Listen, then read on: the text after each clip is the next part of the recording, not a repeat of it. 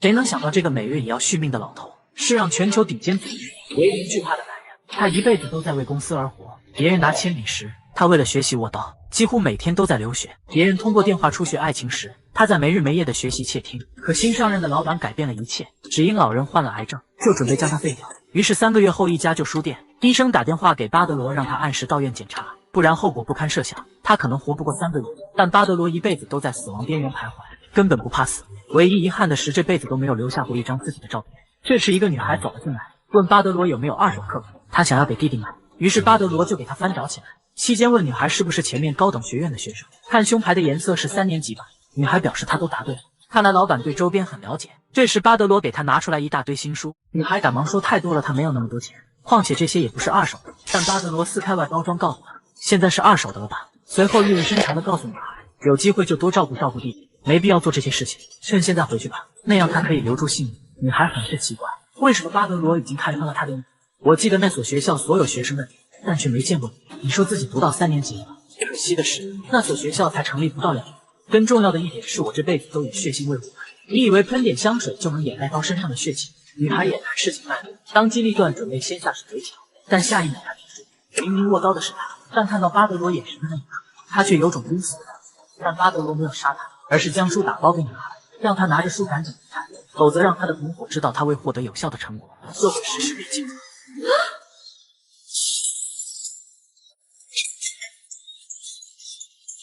也就是任务失败的话，连他都会被处罚。女孩惊讶地发现巴德罗的腹部被捅穿，但情况不允许他们去当中。可当巴德罗拿到枪准备反击时，杀手竟然劫持了女孩，而为了救她，他不得不放弃抵抗，一击得手后，杀手有些怀疑这个糟老头真的是传说中的巴德罗。此时又有一个杀手走了出来，代号8烧人，感慨即使像巴德罗这样成就空前之后，还想一直高温，终究还是战胜不了绝症。可巴德罗问他们为什么要杀他，因为老板觉得他碍眼。巴德罗一旦走出这个门，就会被成千上万的杀手追杀，没有任何回旋的余地，因为杀掉他的赏金是76。巴德罗问他为什么赏金跟他存折里的钱，对，就是前辈一辈子出生入死，攒了一辈子的血汗钱，真是天上掉馅饼的好事啊！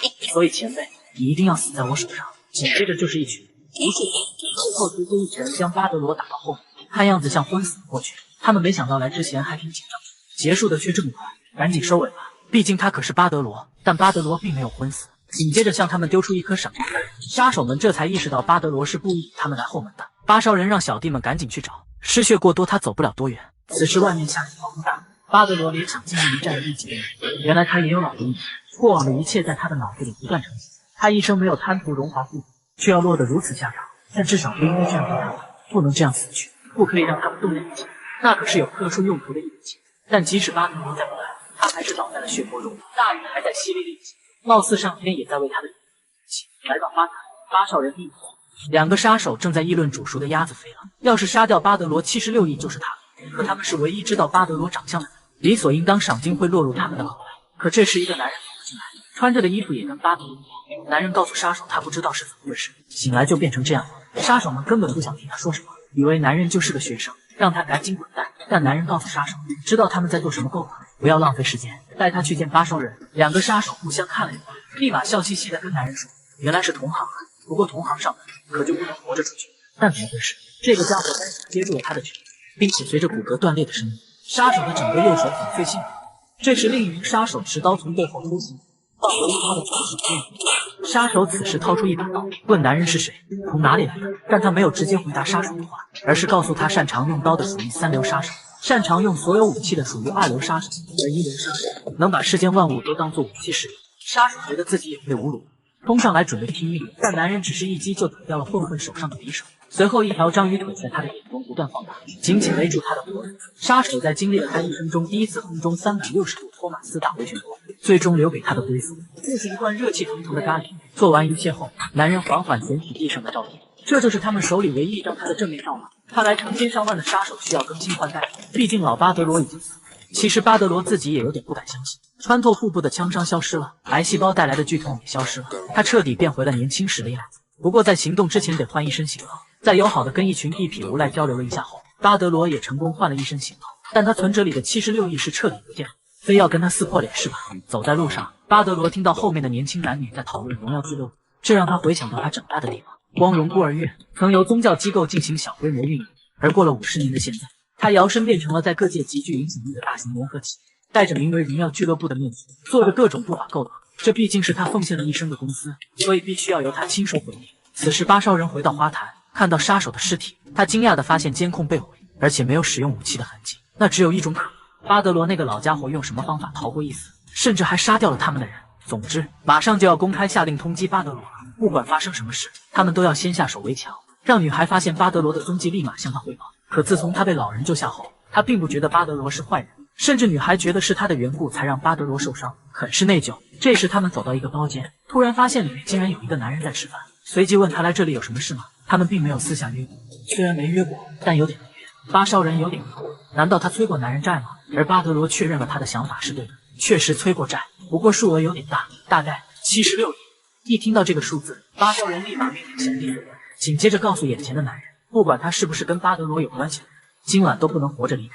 不过巴烧人内心暗自揣测，这小子是什么人？他怎么会知道巴德罗的消息？他分明不是俱乐部的人，一个什么都不知道的家伙在耍什么手段？此时小弟已经给枪上了消音器，大战一触即发。不过巴烧人还是给男人2个选择，说出巴德罗的行踪，然后活着离开；第二，反抗后被爆头毙命。但巴德罗轻蔑地告诉他，2个他都不会选。有没有第3种选择？自己就是巴德罗，而且巴烧人的2个手下都是他杀的。事情有点复杂了。如果眼前的男人说的都是真的，那他为什么要故意找茬，并且还是了解巴德罗的人？不过巴烧人还是很镇定，让眼前的男人还是赶紧交代事情。他这里可都是真枪。可巴德罗告诉巴烧人，想知道可以啊，杀了他就能知道。看来是敬酒不吃吃罚酒了。巴烧人命令手下开枪，留一口气即可。可下一秒手下的要害就被灌住了，并且不光要害，连枪筒都精准地用筷子。但巴烧人毕竟是老江湖，假装惜才，招揽男人一起做事。其实巴烧人的手里面暗藏杀机，下一秒直接放出枪就是一记击杀。看着桌子下面的红色叶子，巴烧人有些得意，果然还是个孩子，这可不是电影，桌子是挡不了子弹的。随后缓缓向餐桌靠近，让男人现在告诉他关于巴德罗的事情的故事，然后来他这里做事，给他分配打扫卫生间的工作。但巴烧人觉察到不妙，不是血，是辣椒油。突然他慌了神，到底那个男人在哪？抬头一看，坏了！男人竟然在半空中，并且吐了他一脸辣椒油。随后巴德罗很轻松地打向他的手指，熟练地卸下枪支，紧接着一个上勾拳。巴烧人被打得毫无招架之力，并且由于辣椒油的作用，他根本看不清那个男人的动作，不给巴烧人喘息的机会。巴德罗一把扭断他的脖颈，巴烧人也一声倒地，像是死过般。可他怎么会那么轻易死去？从小巴烧人就练习必死战术，利用敌人放松警惕的瞬间进行绝地反击。从那时起，他就很自信，以后不会输给任何人。下一秒，巴烧人突然怔住，一把抓住巴德罗的头，瞬间将他扭曲的不成人形。可就在巴烧人以为他获胜时，他突然看到旁边站了一个人。为什么男人会出现在那里？而在他手里的竟然是他的手下。巴烧人心想，难道是因为看不清，所以没认出来？下一刻，他又看向男人，做了10几年杀手的直觉告诉他，他会死在这个男人手上。说不定他是12使徒级别的，不，甚至比他们更厉害。但巴烧人不想放弃生命希望，想跟男人商量一下放过他，甚至以女孩为筹码，求他放自己一条生路。而出乎意料的，男人答应了。巴烧人此话说着，女孩就归他，带回去随便玩。其实想着回去之后要调查一下男人的东西，然后杀掉。但巴德罗说了一句必死战术，让巴烧人停下了逃跑的步伐。在自以为获胜的瞬间，背对着对手的话，你也离死不远。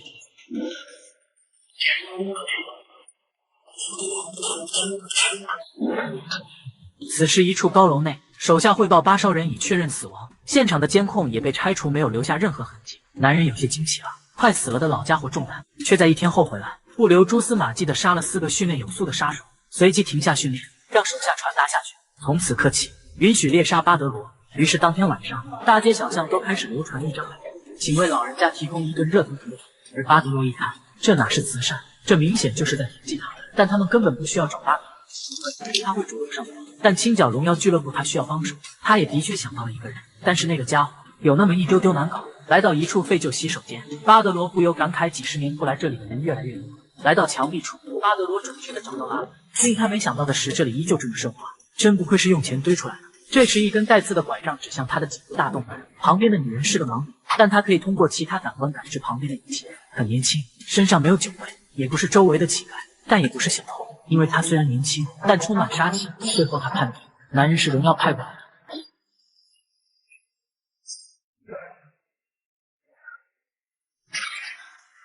虽然是老相识了，但巴德罗还是慢慢开始好奇，眼前的女人真的看不见吗？不过为了能好好谈事情，他不得不先制服这个盲女。巴德罗不想杀她，只想能好好跟她谈一谈。但盲女可不这样想，下一秒更是放火咬她。但出乎意料的是，麦金竟然跟男人玩得很开心。半杯酒下肚，盲女还是不敢相信世上还有返老还童的奇迹，不仅皮肤细腻，连老人味都没有了。但巴德罗不想跟他掰扯下去，表示他想对抗荣耀组织，而第一步就是进入台风之眼。荣耀现在为了抓他已经急红了眼，能掌握并撼动荣耀内部的办法，就是成为荣耀俱乐部的杀手。不对，等等，现在的巴德罗变年轻了，也没人认得出来。如果这样的巴德罗成为荣耀俱乐部的杀手，不就相当于由巴德罗亲自制定抓捕自己的作战计划？但下一秒，盲女告诉他不可能，只有来自光荣孤儿院的人才可以成为荣耀俱乐部的杀手。虽然以前的巴德罗是从光荣孤儿院出来的，但变年轻的巴德罗只是外部人士而已，所以现在的巴德罗成不了荣耀的杀手。但他却说有一个方法，那就是进入新光荣高等学校。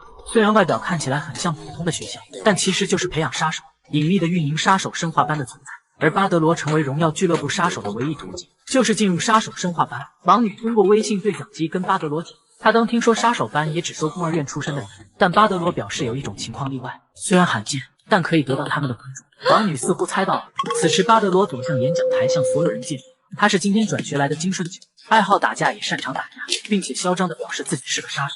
在场所有人都震惊了，而且不光是体育馆内的学生，隐藏在背后的真正杀手们开始关注到他。金顺九的嚣张跋扈很快引起了幕后杀手的注意，另一名杀手问要不要调查一下他，而杀手考虑的却是要不要直接干掉。很快来到午餐时间，金顺九端着餐盘就坐到了李幼娜的身边，丝毫不顾女孩惊吓的表情。那时金顺九还叫巴德罗，让李幼娜就说是这个男人做了一切，这样他可以保住一命。李幼娜觉得他是不是想来灭口，所以找上了自己，但金顺九表示他没有其他想法。经过巴烧人事件后，可以说李幼娜和他就是一条绳上的蚂蚱，所以以后请李幼娜多多关照。女孩有些不敢相信，强大的巴德罗会向她抛出橄榄枝。星光荣学校体育大会如约而至，被誉为星光荣博尔特的男人要退役了，罪魁祸首就是最近那个新转校来的家伙，很轻易就超过了他。原本该是他的学妹宋水也转移到了转校生身上，而且不止运动方面，金顺九的势力竟然高达 6.0， 大家都在怀疑眼前的男人莫不是在游牧地区长大的吧。来到动手环节，大家都怀疑金顺九就是个富二代，应该从来没削过苹果。可下一秒，金顺九就拿起水果刀，问他们自己削的怎么样。时间有点赶，就随便切了几下。此时，一群混混正在欺负教导主任，对他们被分配到打扫垃圾的劳动非常不满，还用手机全程录制。教导主任表示他们是在侵犯教学，但下一秒就被混混一拳干死。我还维护学权呢。正当他们商讨着到底是把老师告上法庭吊销教师，还是把拍的内容传到短视频平台火一把时，金顺九出现了，问是不是他们教训的老师。但混混们嚣张的表示就是他们教训的龙头，甚至还向金顺九吐口水，让他不想被打就赶紧，不然就打到他滚为止。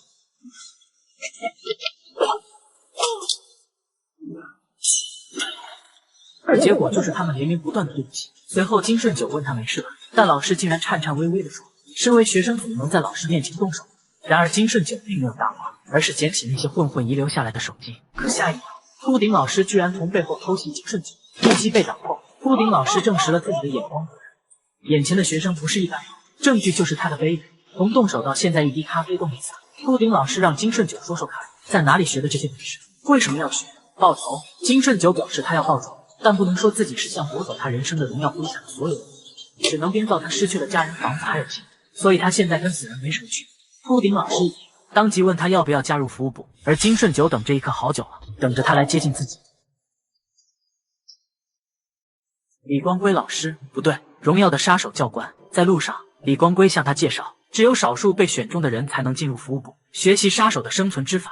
而随着门被打开，金顺九震惊了，这里真的是培养杀手的地方吗？这时李光辉走到讲台，让大家安静一点，给大家介绍一个插班生，他将成为新的服务部成员。李幼娜有些吃惊，他怎么会加入服务部，并且金顺九竟然还一直盯着他看，拜托不要装作认识他。可下一秒，金顺九竟然还向他眨了眨眼，瞬间让李幼娜脑补，是他眼睛里有东西吗？还是说那是杀掉他的信号？这时金顺九友好的跟所有成员打招呼，不过内心却在想，这种普通的地方竟然是培养杀手的基地。但很快，气氛360度转变，两个看似很有实力的人走了出来，告诉金顺九这里只收光荣孤儿院出身的人，怎么可以收走后门的人？小个子是独孤兄，特长高速移动；大块头叫独孤弟，特长怪力搏斗。李光辉没办法了，看来只能简单的开个欢迎会了。立马有学生回应，那得做点果茶喝了，就用新来的肉做材料吧，让独孤兄弟让他们往后稍稍，这是他们先看中的猎物。李幼娜让他们别口动，但独孤第一把就推开了他。如果不想一起被教训就让开，但他们不知道，李幼娜其实是想救他们而已。独孤兄弟上来就问金顺九有没有动过手，动手吗？大概1500次吧，记不清了。但金顺九轻描淡写的态度让独孤兄弟很是恼怒。虽然攻击被挡下，但独孤兄还是告诉金顺九这里不是他该来的地方，因为他根本不知道他们是为了什么而赌上性命。他们是为了像那位一样成为世上最强的杀手，制服巴德罗，而他们却很难想象现在他们就在跟偶像对决。随着试探性的攻势结束，金顺九拍拍屁股告诉独孤兄弟，自己懒得听他们轮流废话，让他们俩一起上吧。此话一出，独孤兄弟再次袭来，势必干飞这个走后门的家伙。欢迎会结束后，大家都夸赞，不愧是独孤兄弟，转校生根本无力招架，都被他们吓跑了。而兄弟俩气喘吁吁地告诉他们，自己这方还没用尽全力呢。来到一处走廊，李幼娜跑过来质问金顺九是不是瞧不起服务部，他的动作骗不过自己的眼睛。刚才他一直在看他的拳头，一次也没用过力。可金顺九说他一直在尽全力，说谎。证据就是金顺九和他们不同，他连一滴汗都没有流。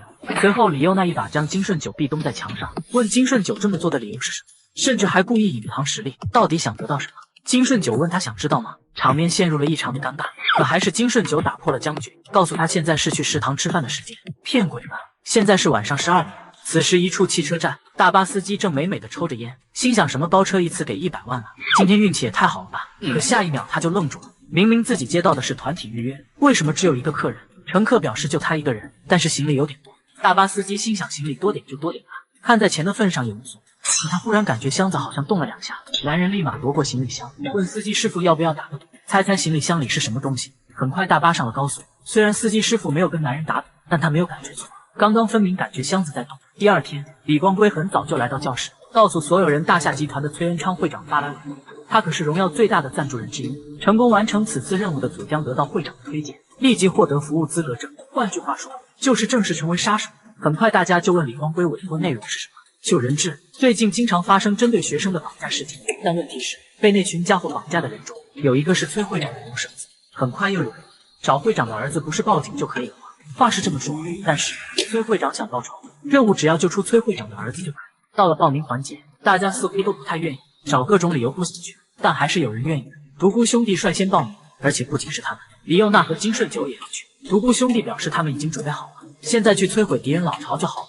但李光辉表示他们的任务是在游乐场完成救人质的任务。独孤兄弟第一次来很是好奇，为什么那些人要在游乐园里穿比基尼？那样真的很开心吗？难以理解。李幼娜瞥了他们一眼，理解不了倒是把头转过来啊。来之前李光辉有给他们偷袭过任务，这里就是崔恩昌会长的儿子被绑架的地方，他们的任务就是救出人质，然后打倒绑架犯。可除了知道会长儿子最后出现的地方叫蓝色世界，连人是否还活着都不知道。这么大的地方根本无法也无从找起。但李幼娜发现眼前的男人很是淡定，难道在这种情况下他还有办法吗？不然怎么像洞察了一切一样？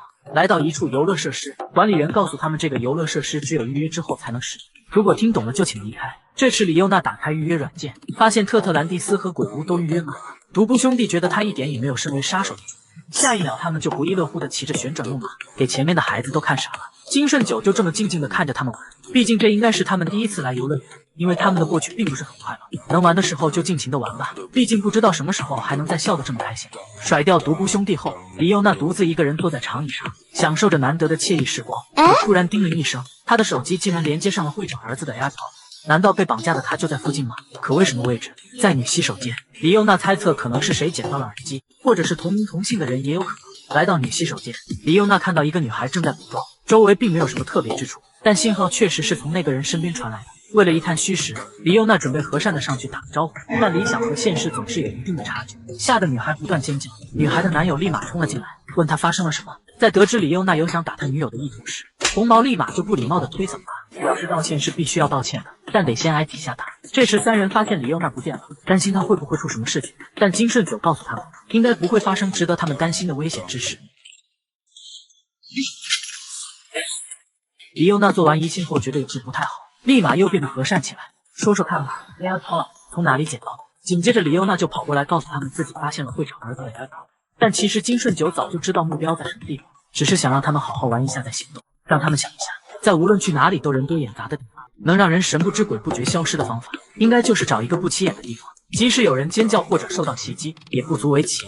再看看这里的游乐设施预约窗口，一整天的预约都排得满满的，却没有一个人进去的地方。那就是娱乐时间结束了。独孤兄弟让金顺九和李幼娜集中精神，不知道这里会发生什么事，跟紧他们一点。但李幼娜表示还是放开他的衣角再说大话吧。这时金顺九发现有些不对劲，鬼屋里面竟然没有一丝动静。金顺九下意识的明白了一切，让其他人做好准备，他们的任务开始了。独孤兄弟有些担忧，会不会出什么事情呢？但金顺九告诉他们，任务已经成功一半，因为从一开始他们的任务就是被绑架。另一边，李光辉让接报员立刻联系同学们叫停任务，但接报员说他们不接电话，有些担忧地问教官发生了什么事。这并不是单纯的任务，这次的任务对象是朴尚道，一度被提名为使徒候选人的家伙，但荣耀也无法控制他，所以就把他赶了出去。接报员天真的以为他们该学的都学了，能出什么大事？可李光辉却一脸后怕的表示没有他想的那么简单，必须尽快阻止朴尚道，他是个极其残忍的家伙，一旦被抓到，同学们的腿就会被砍断。另一边，朴尚道的秘密基地，男人走了过来，问他们知不知道让他们入睡的药是什么？但一般人晕倒后应该张着嘴睡觉才对。李幼娜有些担心，好像他的假装入睡被发现了。而下一秒，朴尚道也是真的抓了上来。但突然李幼娜的手机响起，接通电话。李光辉表示，要是朴尚道敢动他的学生一根毫毛，即使拼上性命，自己也要杀掉他。但朴尚道却语气平和地跟他打招呼：“光辉前辈，好久不见。话说回来，干嘛说的那么吓人啊？前辈难道是怕我把他们也变成像你一样的瘸子？既然说到这里了，那我们要不要打？前辈到这里来的时候，他们还会剩几条腿呢？如果你猜对了，我就放崔元昌的儿子活着离开；但要是没猜对，前辈要赌什么吧？”接线员一脸震惊，因为他看到他们敬畏的教官在场边。李光辉在电话那头不停地嘶吼，但朴尚道并不接话，而是告诉他最好快点赶到，毕竟他要开始行动。朴尚道走后，李幼娜看金顺九还是没有动静，看来自己只能帮他提提神了。可下一秒，金顺九就一脸嫌弃地看向他，问李幼娜想干嘛？自己从一开始就没睡过。李幼娜害羞地表示自己没什么奇怪的癖好，只是想叫醒他而已。随后让金顺九跟他学，这是他们训练中学到的东西，一会就可以把绳子解开。然而金顺九问他在做什么，解开束缚吗？其实金顺九早就解开了束缚，打算在发生意外的时候就出手。另一边，独孤兄弟也遇到了朴尚道，如果不想死，最好能束手就擒，告诉他们崔元昌的儿子在哪里。豪美涵养的威胁让朴尚道异常兴奋，问他们要不要打个赌。年轻人嘛，一听打赌那就打赌，还挺好玩的。但还在赶来路上的李光辉最担心的一件事就是希望同学们别跟朴尚道打赌。但为时已晚，朴尚道告诉独孤兄弟，如果他们输了，就每人留下一条腿带走。血气方刚的独孤兄弟立马来了兴致，势必让他从明天就开始坐轮椅。这时朴尚道扔给他一个匕首，并和善地跟独孤兄弟说，打赌时要公平才有意思。可独孤兄告诉朴尚道他会后悔的，因为他不仅擅长高速移动，还是星光荣学校排名第1的刀斗士。随着二人不断的出刀，朴尚道的动作明显比独孤兄迟钝。虽然没有打出致命一击，但打持久战的话，独孤兄觉得他一定能赢。不过这是怎么回事？分明是同样的刀，可是为什么独孤兄停下了进攻？这个勇士给了他一把没有刀刃的刀。这时金顺九和李幼娜赶过来帮忙，但独孤兄让他们别出手，这是他们的战斗，要是自己打不过的话，他们也不会是朴尚道的对手，所以就在一旁看热闹就好。紧接着问朴尚道知不知道他们的目标是什么？从孤儿院结业的最后一道关卡就是地狱州，在没有水和粮食的地方度过一夜。发给他们的物资只有一把枪和一颗子弹，而所有人必须在那个有数千只猛兽横行的生存下来。有人用来狩猎，有人用来背叛朋友，还有人用来自我。于是独孤兄弟心里产生了好奇，与其那样死去，不如拼死留下来。他们把子弹节省到了最后，因为直觉告诉他们，总有一天这颗子弹会离自己看。直到地狱周结束之后，他们才知道第58期180名孤儿，合格的人只有他们2个。然后独孤兄弟又得到了一个令人震惊的消息，当年与他们同龄的使徒巴德罗留下了空前绝后的记录，那便是在进行地狱周训练的58年间，他是唯一没有使用过子弹的人。为了成为像巴德罗一样的人，成为最强的杀手，他们倾注的时间少说也有10年了，所以朴尚道只会成为他们的垫脚石而已。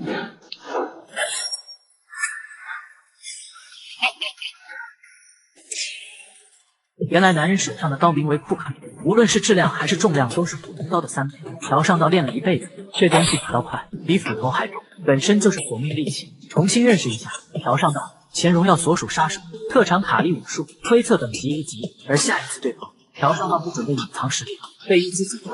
独孤兄弟让他们快跑，下40秒。但是既然打了赌，总得有个收尾才行，就每人留下一条腿吧。但一句要打赌，让朴尚道停了下来。金顺九告诉他，筹码翻2倍，赌上2条腿加上胳膊，如果他愿意，连性命也一起赌上。朴尚道觉得有点意思，不愧是荣耀培训出来的学生，随即也丢了一把刀给金顺九。打赌要公平才有趣。李幼娜立马急了，这把刀就没刀刃，混蛋大叔又用同样的伎俩，但金顺九表示他用餐盘就可以。朴尚道表示他好久没有笑过了，但他告诉金顺九，取悦他可是一点用都没有。听着电话那头的打斗声，李光辉无比担心，他不想让发生在你自己身上的事又发生在学生身上。曾经以李光辉为主的 B 级杀手联合围剿朴尚道，可他本人却异常淡然，问何官要不要跟他打个赌，就赌他能不能活着离开这里。下一秒5个人一起上，虽然他们知道朴尚道厉害，但对付5个人应该不可能吧。然而李光辉不敢相信他的眼睛，朴尚道的刀法简直超越了人类的极限，比起他的腿也是那时候被朴尚道砍下的。他的刀法又快又沉。朴尚道此时告诉金顺九，他唯一的武器被劈成2半了。可金顺九出乎意料的淡定，反而用力捂住餐盘的边缘，谢谢给他劈了一副武器。朴尚道这才意识到他不是一个普通的学生，毕竟刚才那一刀他觉得肯定能劈到金顺九。可就在那一刹那，他后退了几步，不仅救了自己，还获得了一副武器。虽然不知道金顺九是从哪学的这些东西，但不管是巧合还是有意，自己只要去确认一下就好了。这次朴尚道明显感觉到他切中了什么，可下一秒他竟然发现自己切到的是玩偶，而与此同时，金顺九直接瞬移到朴尚道的后方，感受到危险，本能让他立马后退了好几步。被割开的伤口让他有一种濒死的感觉。虽然朴尚道很惊险的拿手挡住了锋利的切口，但他明显知道，如果不挡住，被割开的将是他的颈部动脉。眼前的孩子真的是个学生吗？而他也终于明白，餐盘不能切开他的衣服，也不能挡住他的刀，所以金顺九一直寻找的目标就是他裸露在外的脖子，并且速度跟他不相上下，甚至还要比他快上很多。李幼娜告诉金顺九，由于库里克的重量，只要被击中，那就必死无疑。可金顺九告诉他不会，恰恰因为这把刀很重，如果打持久战，他必胜。可下一秒，金顺九受伤了，竟然刀里藏刀。如果说库里克的重量是普通刀的3倍以上，但现在将重量全部去掉后，速度将不再是金顺九的优势。李幼娜也发现朴尚道的动作相比之前明显快了很多。不过奇怪的是，那种锥子明明是用来刺的武器，可是为什么朴尚道只是在挥舞？去死吧！你的手使不上力了吧？朴尚道终于明白，这个家伙不是想砍断他的脖子。从一开始，金顺九的目标就是他的手、屈肌、伸肌、收肌、正中神经、尺神经等，手握住东西时需要的所有肌肉、神经以及韧带，他都割断了。金顺九表示，他从一开始就没有杀掉他的打算。朴尚道无法理解也没法接受，眼前看似年轻的学生，到底是不多少神经？一开始朴尚道就说涅槃是打不过铁刀的，那么从现在开始，他就让朴尚道看看什么叫以卵击石。就在金顺九想再补上最后一击时，朴尚道握住手雷，让金顺九跪下，不然他就把这些都炸掉。这些就是他们苦苦寻找的失踪儿童，并且崔恩昌的儿子也在其中。李幼娜有些害怕了，屋顶上还有煤气管道，如果手雷引爆了，他们都得死。这时朴尚道更是咆哮出声，告诉他如果不想死就跪下。可下一秒，金顺九直接将手雷塞进了他的嘴里，并且手雷的拉环也被拔掉，告诉朴尚道如果不想死的话就咬紧，威胁得像他这样做才对。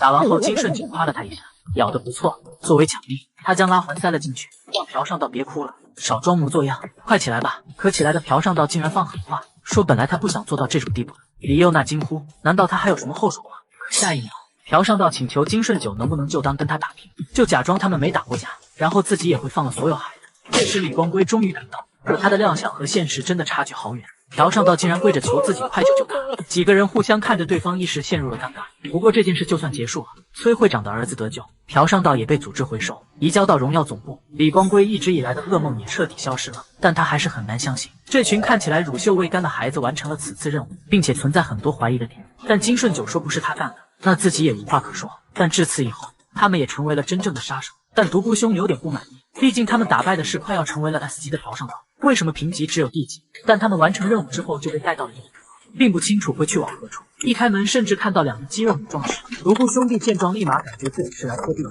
可当一个妙龄少女出现后，独孤兄弟又告诉所有人，这里绝对是正确的。紧接着，少女让他们跟上来，此次由他负责接待。女孩一路上都在给他们介绍，并表示崔会长对他们很感兴趣，毕竟他们救了要继承大夏集团的崔恩杰少女，所以会长特意吩咐他好好招待各位。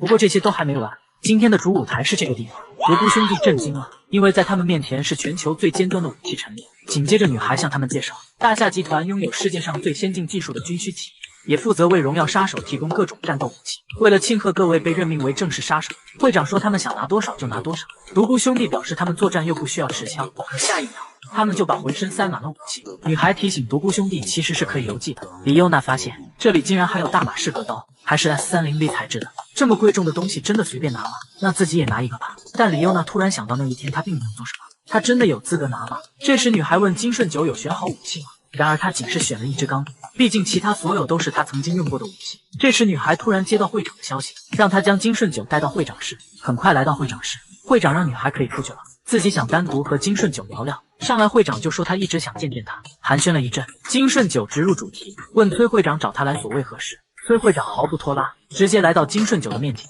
金顺九同学，你是巴德罗吧？时间还得回到1978年12月24日 ，H 国特工正在遭受非人一般的刑罚。审讯员告诉他最好快点告诉他们崔恩昌的下落，不然还会有更严酷的刑罚等待着他。但毕竟是战斗民族，嘴巴是真的硬，告诉他们如果想救那个孩子，只有一个办法，那就是把帝国最新研发的导弹技术交给帝国。如果拒绝，崔恩昌也别想活。大夏集团会长崔大夏目睹了一切，非常担心儿子现在的处境，但手下告诉他，他们已经联系了 F 国最精锐的三角洲部队前往救援，一定能救回会长的儿子。可下一秒就传来一份噩耗，三角洲部队崔大夏绷不住了，看来只能去那个地方了，荣耀教堂。崔恩昌疯狂敲门，告诉神父他的儿子被 H 国绑架。之前教堂不是需要他们支持吗？现在崔大夏什么都愿意，未来10年甚至100年都支持荣耀教堂，请求他派出12使徒前去救援。但神父表示教堂里不说钱只说缘，既然崔大夏这么诚恳的祈祷，他需要的支援。但崔大夏还是有些担心，即使他是使徒，但号称最强的三角洲部队都团灭了，一个人又能有什么作用？一个人足矣，因为他是最强的。H 国的士兵震惊了，没想到眼前的男人单枪匹马杀了进来，但巴德罗仅是说数量刚刚好，还没给他们反应时间。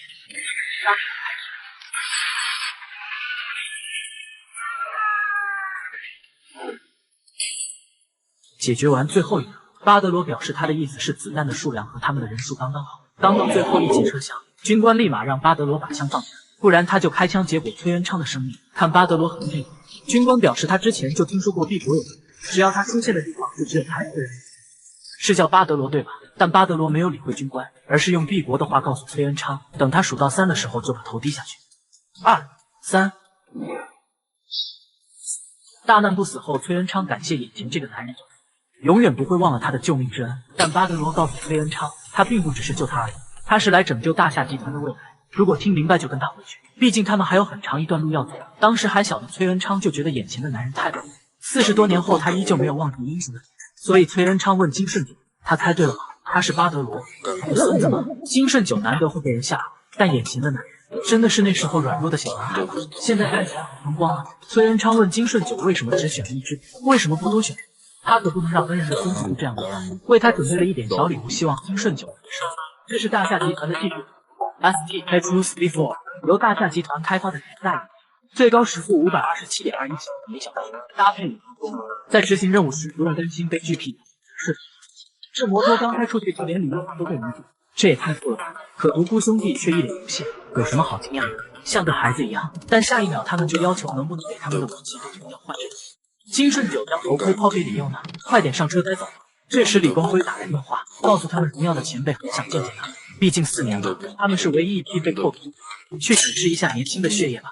很快4人来到荣耀教堂和成堂。独孤兄弟并没有任何危机，觉得太受欢迎也是正错。很快4人推开大门，但出乎意料的是，这里真的是接收启示的地方。荣耀的杀手会根据等级接到不同的任务，也就是业内常说的启示。李幼娜也是吃惊，没想到这就是真正杀手接任务。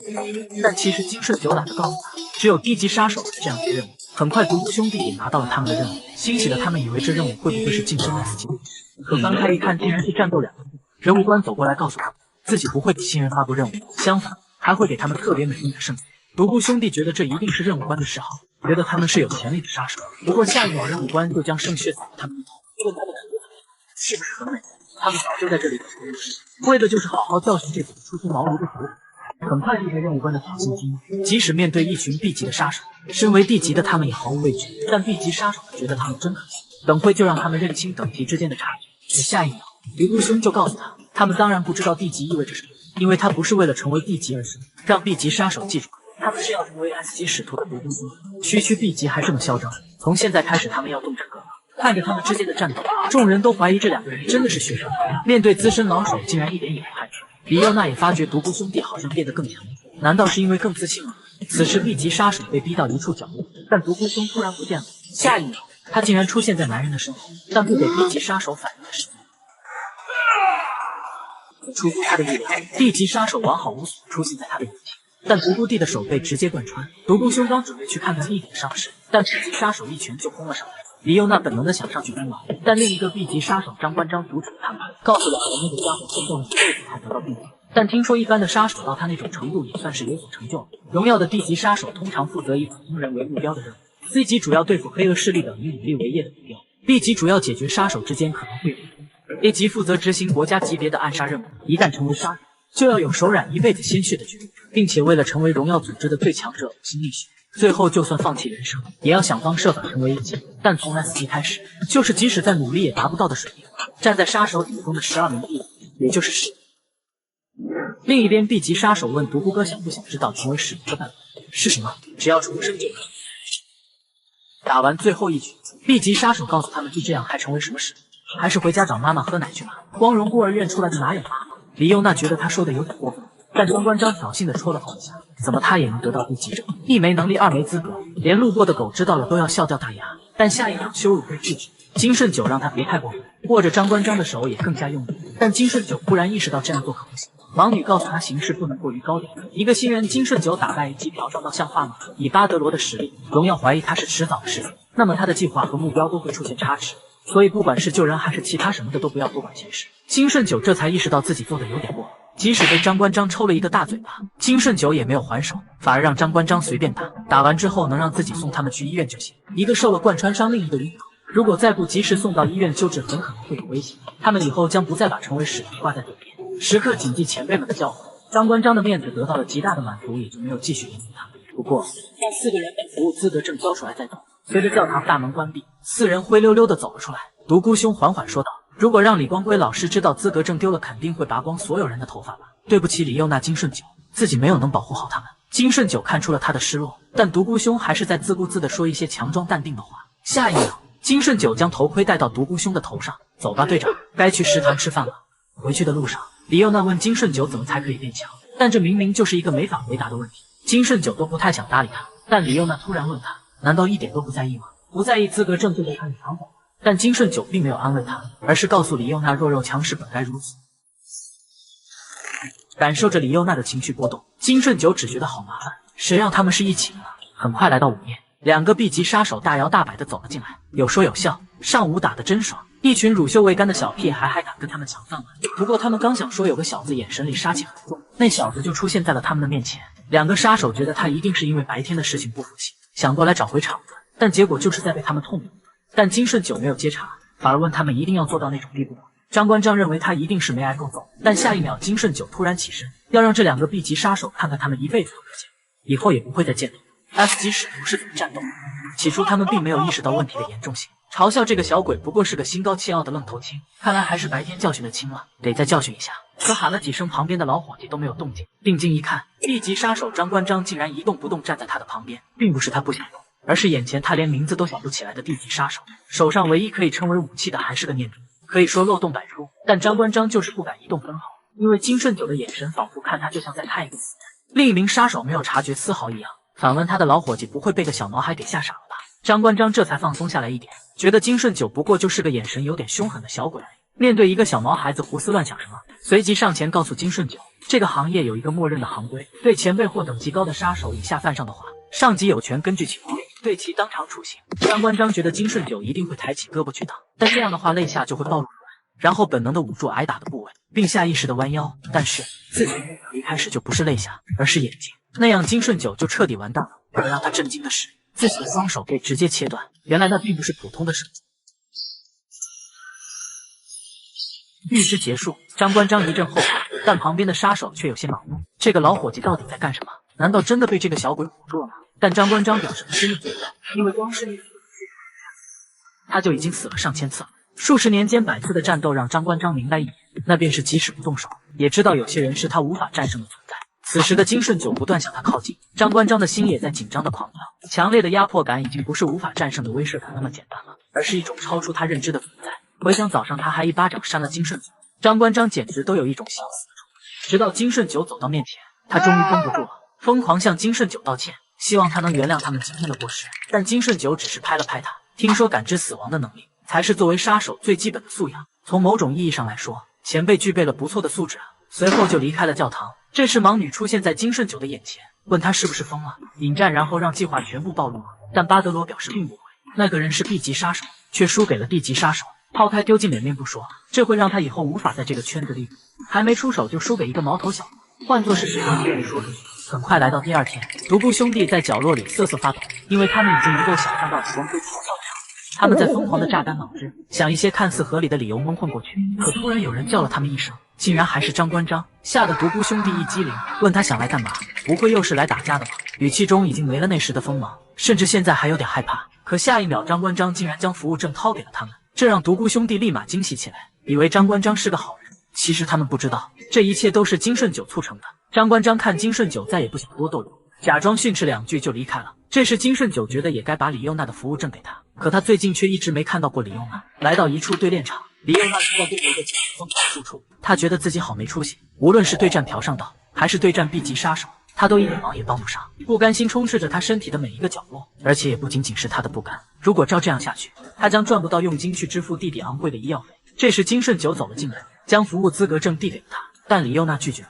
他觉得自己没有资格收下，是因为你弟弟吗？觉得自己没出息，想要成为不适合自己的杀手，都是为了你弟弟吗？李幼娜让他闭嘴，凭什么这样说他？他又什么都不了解。但下一秒，金顺九说也并不是什么都不知道，至少他的弟弟不是他的亲弟弟，不如告诉自己关于他们姐弟之间都发生过什么吧。那时李幼娜的弟弟想跟他一起玩，说家人不都是一起玩的吗？但李幼娜让李幼珍滚开，他又不是自己的亲弟弟。家人这2个字从他出生在地铁站的保管箱里就消失在他的世界里了。不过本该直接在那里没命的他，却意外获救来到了孤儿院。虽然别的小朋友很快就融入进来，但李幼娜没有心情交，也没有想交朋友的想法，因为她不想再被抛弃一次。每天都在给自己心理暗示，她喜欢自己一个人，一直孤独下去挺好的，想快一点离开这个世界。但因为一次执行任务时中了枪，这里又没法做止血措施。有人提议要不送去光荣医院，但院长却说直接扔掉就可以了，这里又不止1-2个孩子，还能节省补助金，反而更好。李幼娜听完后并没有很生气，反而觉得真的好开心，终于可以死了。但不知过了多久，李幼娜发现他还活着。旁边的男孩告诉他，老师说发生了医学奇迹，但从那个奇迹以后，李幼珍就不知道去哪了。终于有一天，李幼娜听见有人说那个小不点特别执着，老师也阻止了，但是没办法，他说要救姐姐，即使自己没命也无所谓。到结束时，那小不点才缓缓开口，我姐姐现在不疼了吧？李幼娜本来觉得自己没有家人，所以不知道其实有个人一直在同一个地方看着她。李幼珍为什么要这么做？难道就是因为家人2个字吗？这时院长问旁边的医生，知道一袋血液凝固剂要多少钱吗？一瓶170万元，那么贵重的东西每5个小时一袋，已经好几天了，他简直是吃钱的鬼。就在他们决定中断李幼珍的治疗，直接扔掉时，李幼娜跪在他们面前，请求老师不要抛弃李幼珍，她已经好了，不疼了，可以开始赚钱了。住院费多少，她来还，无论多少都可以，因为我是她的姐姐。李幼娜第一次有了活下去的理由，即使不是亲弟弟，长得有点不一样，那又怎样？李幼娜下定决心一定要救下她的弟弟。听完后，金顺九让她继续训练吧，但李幼娜拉住了她。金顺九是她见过最厉害的人，所以求求了，能不能帮她变强？一个杀手不仅要拥有强健的体魄，还要学会出色的战斗技巧，更要忍人所不能忍，能人所不能。最重要的是，必须具有一双优秀的眼睛，动态视力。巴德罗认为，李允娜体格小，力量弱，胆子更小，脾气却很暴躁，这些都是作为杀手最差劲的条件，但是却拥有作为杀手来说最优秀的眼睛。因为当时在章鱼餐厅的时候，你精准看到了筷子的行经路线，还有跟道亨和大壮初次交手的时候，你也察觉出拳头没有握紧的细节。跟张主任的对战，你也清清楚楚，甚至在跟三狗过招期间，你也看清了他每一个动作。这是与生俱来的天赋，无法后天努力去弥补的优势。所以，有一种武器可以把你的劣势转化为优势，你可以用这个武器打败任何人。如果你能精准熟练掌握它的话，会让你成为一个真正而优秀的杀手。当李允娜看到手上的物品时，惊诧万分。为什么会是这个？那是由纯银打造的神镖，看似轻巧，实则杀人于无形的利器。李允娜不能理解，光靠这个真的能行吗？巴德罗解释道，神镖乃是传统武术之一，以绝对的柔韧性缠绕在身上，转而投掷出去射向你的敌人，还会使其旋转，让神镖出去的瞬间更加具有破坏力。还有一个巨大的优点，那就是敌人根本不知道什么时候从什么方向飞来，所以尽你所能抓住他，控制他，让他跟你合二为一。第二天，道亨和大壮在为每周100万韩元的薪资沾沾自喜，而李允娜却迟迟没有见到踪影。道亨表示，李允娜大概率是去做兼职了，他要清理杀手们去过的现场痕迹，就算现场到处是排泄物，亦或是内脏，他都不嫌脏，因为这能让他获得不菲的收入。为了那个病床上的弟弟，两兄弟根本搞不懂，明明什么都不做就有钱，那么拼干什么？就在这时，道亨收到了李允娜的短信，他想要道亨给他送条围巾。没过多久，他们来到一个零下20度的冷冻库，两个年轻力壮的大小伙被冻得瑟瑟发抖。他们不理解他来这个地方干嘛。李允娜表示，当然是为了训练变得更强，在这种地方能怎么训练？总不能是徒手破冰吧？李允娜把绳标给他们看过后，两人笑得嘴都歪了，声称用这个还不如拿把枪实在。虽说这个东西破坏力很强，但也只不过是纸上谈兵，面对枪支更加显得无力。可李允娜并不认同，因为她依稀记得巴德罗曾经说过，枪可以做到一击毙命 ，one shot one kill， 但绳标这种东西不太一样，如果使用者熟练掌握，并且运用得当，可以做到 one shot all kill。两兄弟看到这番场面，下巴都吓掉了，根本不敢相信眼前的事实。傍晚时分，冰场老板来询问李允娜是否训练完毕。他说他见过很多来这里破冰练习的，也见过把自己关在这里面几天的家伙，但是看到像他一样把全部冰块都打碎的人还是第一次。李允娜以为老板是来向自己收取训练费用的，可老板却摆了摆手说不用，因为在3个小时之前，一个年轻小伙帮你给了足足100万，并且还让我把这个东西给你。他交代说你一定会用得上。李允娜从冰场出来后，给巴德罗打去了电话，感谢的话却迟迟没有说出口。但电话那头却迎来了祝贺：“恭喜你，李允娜同学，你获得了属于你自己真正的武器，明天见。”而巴德罗此时所看的册子是所有杀手的详细资料，从而早就知道，其实李允娜一直在寻找的东西，从很早以前就牢牢地掌握在他自己手上。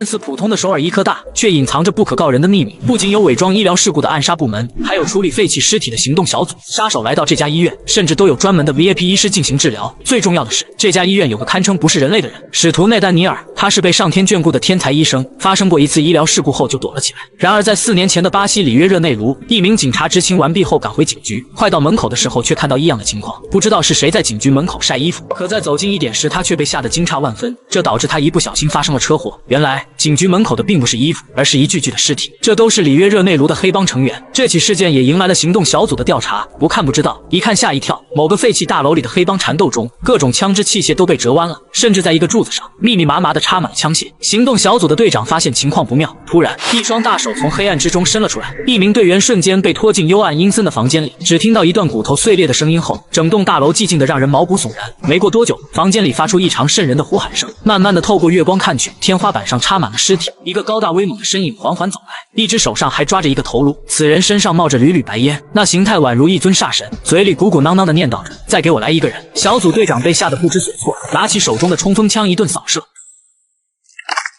6个凌驾于法律之上，统治了里约30年的黑帮暴，以及那些拥有出色作战技能的军人，仅在1天之内全部回家见了祖宗。甚至当时被巴德罗等人送回荣耀集团的3狗，他在地下室也成功大闹了一番。可当使徒奈丹尼尔向他走来时，他却呆呆地愣在原地，动弹不得，甚至那让他引以为傲的刀都不由得掉在了地上。此时的3狗如同小奶狗，似乎连呼吸都需要有人来协助完成。次日，医院里一个小孩闹着不想打针，道亨和大壮还嘲笑他居然害怕打针。可下一秒，他们就在对护士小姐姐求情，下手轻点。他们一起来到这儿的原因，是因为新人杀手必须接受体检，必须接受荣耀医院里的各种检查。可最让人担忧的就是抽血，理由很简单，荣耀集团就是为了给杀手们套上脖圈，像指纹和 DNA 的生物信息是不会随着年龄所改变的。万一有人背叛组织逃跑，也能从这些信息去进行追踪。如果年轻的巴德罗被抽血了，他们迟早会发现这个血型和老巴德罗的血型相匹配，也就是说，这会暴露真实身份。新晋年轻杀手金顺宫其实就是巴德罗。当巴德罗回到麦金住所的时候，他一脸严肃。巴德罗很无辜，没错呀，今天抽血了。你个死老头，搞什么搞？真受不了你！之前还招惹 B 级杀手，现在还敢抽血，你这不是告诉所有人你就是巴德罗呀？巴德罗摸摸下巴，似乎觉得还挺有意思的。你不想活了？可巴德罗却说，不是不想活，而是想到了彻底摆脱他们追捕的办法，那就是我要炸掉医院。你个老壁灯，疯老头，越老越不正经，越老越不靠谱，返老还童就无法无天了。你当那里是什么地方？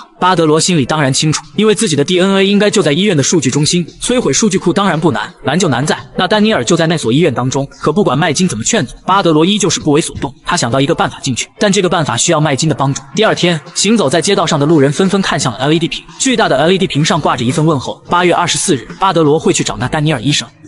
称为圣洁天使的首尔医科大却聚集了几十名的资深杀手，不仅每名医生都配备了枪支，警备人员也频频出动，甚至专业的巴西雇佣兵都被召集了起来。只因白天的时候，麦金找了个顶级黑客帮忙，在荣耀集团最显著的 LED 大屏上挂着巴德罗回去寻找奈丹尼尔的通告，这导致这家医院进入了前所未有的戒备。最重要的是，这些人都对 S 级门徒之间的战斗特别感兴趣，能看上一次就不枉此生了。可谁也不知道巴德罗会什么时候到来，这个人行踪一直都是神出鬼没的。让人没想到的是，巴德罗其实就在他们当中，因为他早就说过不用来找我，我会去找你们的。在另一边，一家高档的洗浴中心坐着的不是把控政治的高官，就是某集团的董事。自从巴德罗被驱逐出去后，我就非常担心，现在他摆上台面来了，这不就是正面宣战了吗？很显然我们现在连他人在哪都不知道。小伙子，要是巴德罗真的来了，可就麻烦了，你要快点想办法搞定他。如果你连一个无牙老虎都搞不定，就趁早退位吧，不要搞得后面由我们来收拾烂摊子。蔡老头是不是笑脸很多？我还是得意忘形，只不过是陆军参谋长对我的真实。这你没眼力见，你是在小瞧我？放长双眼看着吧，究竟是我父亲的代表作比较强，还是我新培养的节奏更厉害？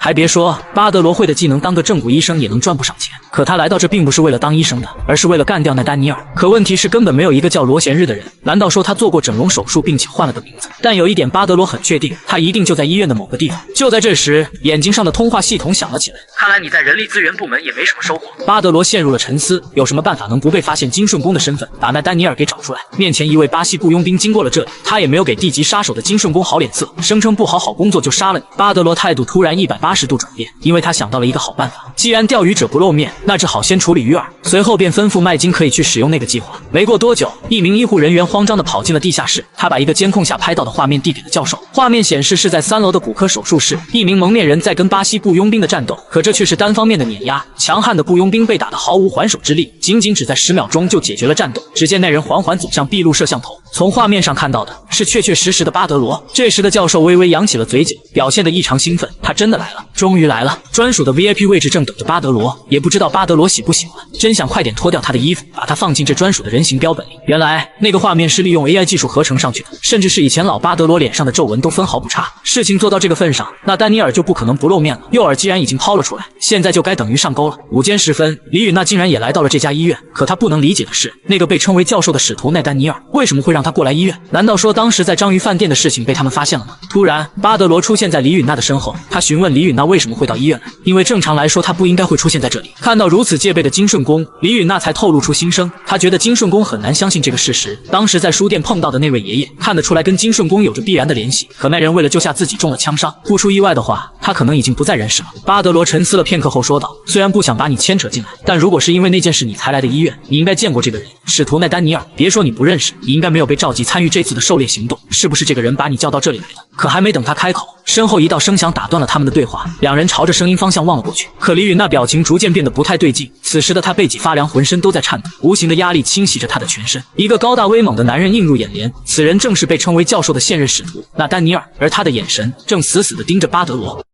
60岁的年轻大小伙竟对一个30多岁的晚辈毕恭毕敬，还说会将自己的项上人头送给他。只因他化名金顺公潜入了敌人内部，为了获取情报，只能以地级杀手的身份打探消息。面对现任的顶级杀手，他也不由得心有余悸，因为刚才只是简单的握了一下手，就令他感到一阵酥麻。而现任使徒奈丹尼尔也不例外，就连手下给他递去资料都无力接住，那种强悍的力量，甚至都把手套给握出压痕。可教授非但没有生气，反而异常的兴奋，因为这种强势力量的压迫感就应该留在自己身边，成为那 top 1的样品。随后便吩咐手下找到了金顺公，他递上了一张可以进出医院任何地方的 ID 卡，并声称教授原本是从不选拔随行人员，但你小子居然获得了教授的青睐，真不知道走了什么狗屎运。但是你一定要谨记3点，首先是不要在他问话之前先开口说话，其次是不能质疑教授要做的事，最重要的是绝对不能拒绝那位大人的恩宠。这让巴德罗听得一愣一愣的，他也搞不清楚现在是怎么一回事。没过多久便来到了教授面前，映入眼帘的是7、8个彪形大汉，从脸上看出他们每一个都经历过无数次的战斗，是带着浓烈血腥味的异乡人。他们既不是荣耀集团的人，也不忠诚于荣耀，他他们只追随自己心中的王，而这位王便是现任使徒奈丹尼尔。随后便吩咐立刻封锁整栋医院的出入口，因为他们已经去把所有老人的血液进行 DNA 比对，找到巴德罗也只是时间问题。毕竟任何变装都无法更改生物信息。然而他们的计划巴德罗听得一清二楚，心想他们按照这个方向，也许一辈子都找不到自己。就在这时，教授说要带金顺公去一个地方，他们从楼梯间一直在往下走。巴德罗一直跟着教授，不知道走了多久，这个地下也不清楚到底有多深，因为从麦金的情报上表示，三维立体图根本没有这个地方的标注。巴德罗不知道要走几层，走多久，楼梯尽头到底是哪里？可更不能理解的是，他究竟要给自己看些什么东西？没过多久后，随着滴的一声，大门打开后，画面让人毛骨悚然，一座座的气囊包裹着一具具尸体，这种做法可谓是人神共愤。他说这是他实现理想的地方，探究生物的所有信息。查尔斯·达尔文曾经说过，所有生物都是根据自然选择进化，所谓进化是由偶然引起的，没有理由计较优胜劣汰。但是达尔文错了，我的选择不可能是因为自然或偶然，减少无谓的弱小，保留强大的基因使其继续发展，比起强行救活体弱多病的人，这才是更加有医疗意义的价值。所以金顺公，你愿意？没等教授把话说完，地下室里响起巨大的警报声，地下病洞的实验体正在逃跑，请病洞内的研究人员尽快锁上门。警告：主色的一受体已被激活到第4阶段，无法从精神控制实验体。实验体疯狂地奔向大门，他觉得不管怎么样，只要离开了这里，一切都好了。可突然，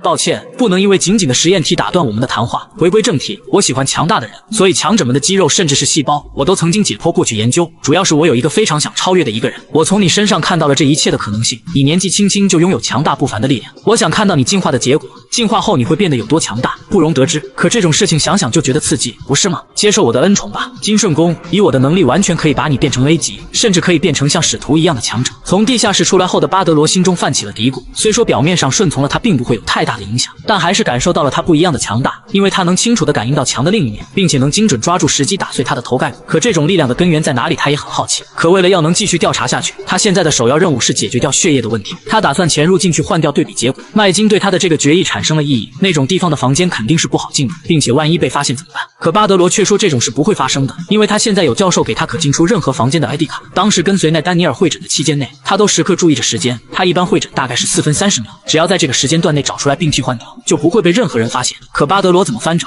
似乎都没有找到。而另一边，教授已经会诊结束，回去的路上下属再给他报告血样对比结果，显示没有任何一个老人血液和巴德罗的一样。可教授却是异常淡定，发挥一下想象力，有没有一种可能，如果巴德罗已经不是我们记忆中的样子了呢？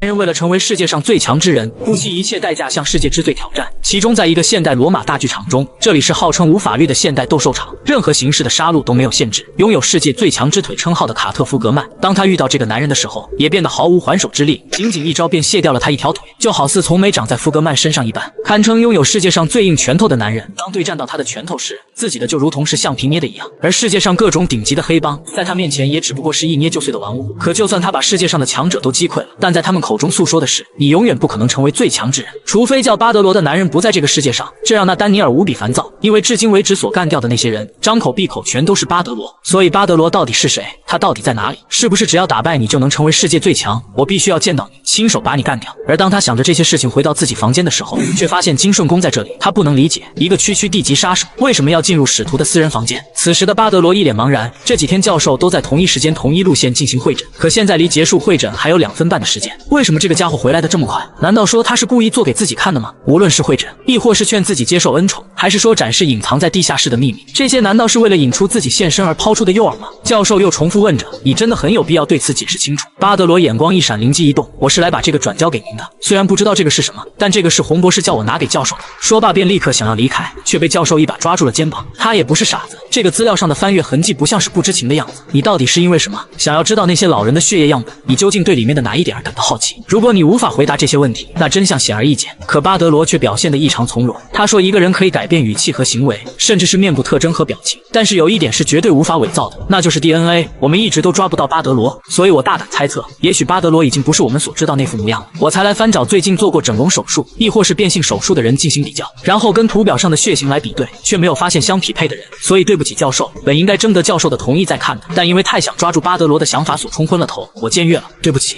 教授似乎还存有怀疑，但是巴德罗的回答滴水不漏。他找了个你脸上沾灰的借口，用手触碰了一下金顺宫的额头，转头就说：“你认真工作的态度固然是好，但也不能有失荣耀成员的风范。你可以出去了。”当巴德罗走后，教授诧异地看着自己的手，那小子的脸既不是化妆，也不是人皮面具，是确确实实年轻人的皮肤。那巴德罗应该不是金顺宫才对，所以你到底在哪？快点出来吧！我现在满心期待见到你，然后再一点一点地把你侵蚀掉。是时候见一下最后一次见过你的人了。随后便吩咐下属去请一下我们那位朋友。在另一边，地级333名和地级334名正指责李允娜，声称你一个地级335名为什么会来到这里？李允娜也很懊恼，这种事情怎么能跟两个白痴讲？就在这时，一道声响打断了他们。李允娜，你现在立刻去见教授，不要多问。李允娜顿感不安，可背后两兄弟却惊掉了下巴。这可是 A 级殉葬师桑托斯，李允娜到底什么来头？没多一会儿便来到了教授的房间，他也不多废话，直接亮出了巴德罗的照片，表示你应该是第一个从使徒都难以对抗的强者手中所幸存下来的人。一开始还以为是巴德罗一时兴起放了你，但你却在和三狗交手中也存活了下来。你只不过是会用一点刀的使用技巧罢了，明明没有什么特别之处。作为一个地级杀手的李允娜小姐，你究竟是如何活下来的呢？这难道是个奇迹吗？然而包括我在内的使徒都有一种假设，当时在章鱼饭店开始，以及后续三狗的秘密基地，你都得到了巴德罗的帮助，而作为帮助的代价就是进行了某种交易。可一个孤儿院出身，除了身体一无是处的不幸少女，究竟能为巴德罗做些什么？这是个很让人费解的事情。还是说你是个双重间谍？作为教授，非常能理解你的身不由己，毕竟你还有一个需要照顾的弟弟。听说你的弟弟李允竟得了血友病，这是一种遗传性凝血功能异常的出血性疾病，患有并发症的他在今后3年应该很难康复。他还那么年轻，真的很可怜，不是吗？但是我可以救你的弟弟。我们荣耀医院开发了价值45亿韩元的血清，只需要1针他就能痊愈。这样说你是否能清楚了一点？你现在应该站在哪一边呢？李允娜无法拒绝，赶忙询问自己到底能做些什么。教授顿时开怀大笑，当然是让你成为我的诱饵。巴德罗说过，他会在24号来找我，不管怎样你都需要告诉他，当天把他约到医院大厅的中塔谈话。以你的能力，在3年赚45亿是绝对不可能的。这样一来，你可以救活你的弟弟，而我可以找到巴德罗，这是个双赢而无法拒绝的交易。你好好考虑一下。但是在这之前，我需要在医院为你腾出一个地方。李允娜诧异万分，突然。不用惊讶，在我的医院没有病是不能住院的。可如果说你拒绝了我的提议，下一次见面你就会知道到底是谁开这个处方了。李允娜小姐，咱们会诊的时候再见。604号房李允娜，此时的她异常担忧了起来，因为如果教授知道一直是金顺宫帮助的自己，那么他们3个人都会丧命。可如果自己选择正确，弟弟就能很好的活下去。这下可让她难以抉择。突然一道声音打断了她的思绪，转眼望去，金顺宫已经打开了房门。李允娜瞬间无语，都什么时候了，这个人还到处乱跑。然而巴德罗却一脸严肃，他搞不懂李允娜到底是怎么了。自己身为他的老师，但从来不记得自己的徒弟有弄断过手臂这件事。他质问李允娜到底发生了什么事儿。李允娜陷入了沉思，她现在脑子一片混乱，吞吞吐吐地说了一句：“24号那天你有空吗？”巴德罗不理解24号那天到底怎么了，可李允娜却说不管怎么样，24号下午的2点钟你来中塔下面，有话跟你说。虽然巴德罗看出李允娜的不自然，但他没有多问，只是默默地答应了他。巴德罗走后，李允娜泪如雨下，不知道自己这样做到底是对还是不对。她无人诉说，只能自己默默承受着。然而这一切的一切都被巴德罗尽收眼底。姐姐，好想去看国际球赛啊，但是机票真的太贵了。你那么小担心钱的事干嘛？你就放心吧，姐姐我已经找到办法了。李允娜忍着剧痛，终究是没有发出异常的声音，挂断了电话。她回想起金顺宫突然出现的那一刻起，这个人浑身上下都充满着疑问，但她也是第一次知道有个人在身边是多么的幸运。他们一起在学校里的争闹，又或者是在游乐园享受欢乐的时光，还有在危急时刻所存在的依赖，金顺宫都给她带来无比深厚的安全感，甚至只有她才知道自己所擅长的能力。而这样认真为自己思考的人，自己又怎么可能背叛他呢？所以当时在房间内的时候，李允娜说的中塔其实并不是医院大厅的中塔，而是公园里的中塔。可来到8月24日的当天，教授满怀期待早早来到医院大厅等待，因为自己朝思暮想的巴德罗终于要见到了。这时的李允娜心里七上八下，她根本不知道怎么跟教授去解释。当时钟到达2点的那一刻起，她也不知道这样的选择对还是不对，但是也只能这么去做，因为她始终过不了自己心里那关。医院大厅内现在到处都是杀手，如果让那丹尼尔知道干掉章鱼的人其实是金顺宫，面对他的天罗地网，就算金顺宫再怎么厉害，也应该难以应付得了这些人。巴德罗按照约定成功被调走，李允娜希望他就这样赶紧离开这里。眼看时间1分1秒的过去，教授质问李允娜为什么巴德罗还没来。他此时浑身都在发抖，颤颤巍巍地诉说着，其实在那天之后就再也没见过巴德罗，自己是因为太过渴望能救弟弟的药才撒谎骗了你，你让我做什么都可以，求求你不要对我的弟弟动手。李允娜无力地瘫坐在地上嚎啕大哭，她既无法背叛金顺宫，更无力抵抗荣耀集团的使徒。然而对于这样的答复，教授不太满意。一个毫无用处的地级杀手李允娜不能把巴德罗带到这里来，那就意味着失去了利用价值，只有除掉你一个结果存在。伴随着围栏被折断的声响，几名资深杀手一拥而上，火灾警报，请医护人员和各位患者尽快疏散。顿时医院里乱成一团。当群众都离开医院后，紧急防火门全部被关上。医院里的人诧异万分，就连教授也毫不例外。那场既没有浓烟也没有闷热的感觉。就在众人都一脸懵逼的时候，一个熟悉的身影映入眼帘。巴德罗拿着对讲机对所有人说了一句：“我就在这里。”巴德罗此时清楚地知道，普通人遇到火灾后想到的第一件事是逃离到安全的地方。所以现在这里的所有人既不是真的医护人员，也不是患者，是为了杀我而潜伏在这里等待时机的杀手才对。那丹尼尔很不能理解，他刚刚提到了个我字，虽然自己很早的时候就清楚地了解到这个年轻人根本就不是普通人，更不是普通的杀手，真不敢相信居然来英雄救美这一套。不会真以为你一个地级杀手就能对付得了他们吧？他们可是殉葬师，在巴西里约热内卢的贫民窟里，这里的孩子普遍都活不过10岁，每天都有大量的人无故死去，所以也被称为葬礼之乡。在这里弱肉强食就是生存法则，你只有足够强才能有活下来的可能性，所以这里也存在着各种不法勾当、绑架、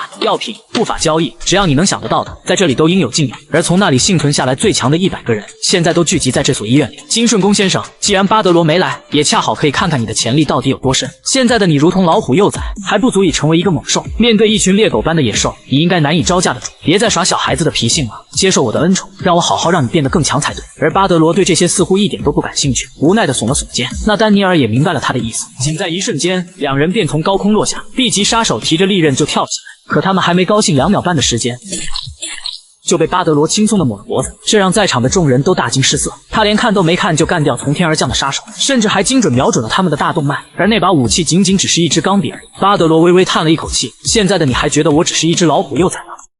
杀一个人很简单，切掉静脉只要1分12秒，而动脉的话只需40秒。如果是颈动脉的话，就只需12秒。多么强壮的人也照样会死掉。假设干掉一个人花费1分钟，而这里有100名资深杀手，身为地级杀手的你能不能坚持100分钟呢？刹那间，他们蜂拥而上，巴德罗面对这些丝毫不慌。可源源不断的人群把他逼到了角落，因为这些人就算自己的同伴死去也毫不在意，他们的战斗意志完全没有动摇。虽然巴德罗速度很快，无情的杀招都能纷纷躲避，但体力却不是永无止境的，就算是他也被累得气喘吁吁。教授很是好奇，他究竟还能带给自己多少惊喜？不仅后方已无退路，面前还有几十名杀手围堵。巴德罗沉思了片刻，人数上确实不占优势，但被逼到角落本就是自己的想法。只见他手往消防栓的方向伸去，殉葬师们也很奇怪，他到底想干嘛？突然，他抓起一根消防水枪，猛烈的水流喷涌而出，殉葬师们被冲得七零八落。当巴德罗玩得正开心的时候，高压水枪莫名的没了水。欢快的时光总是短暂的，杀手们也获得了喘息之机，可水枪根本杀不死人啊！只见巴德罗转头找到了除颤仪。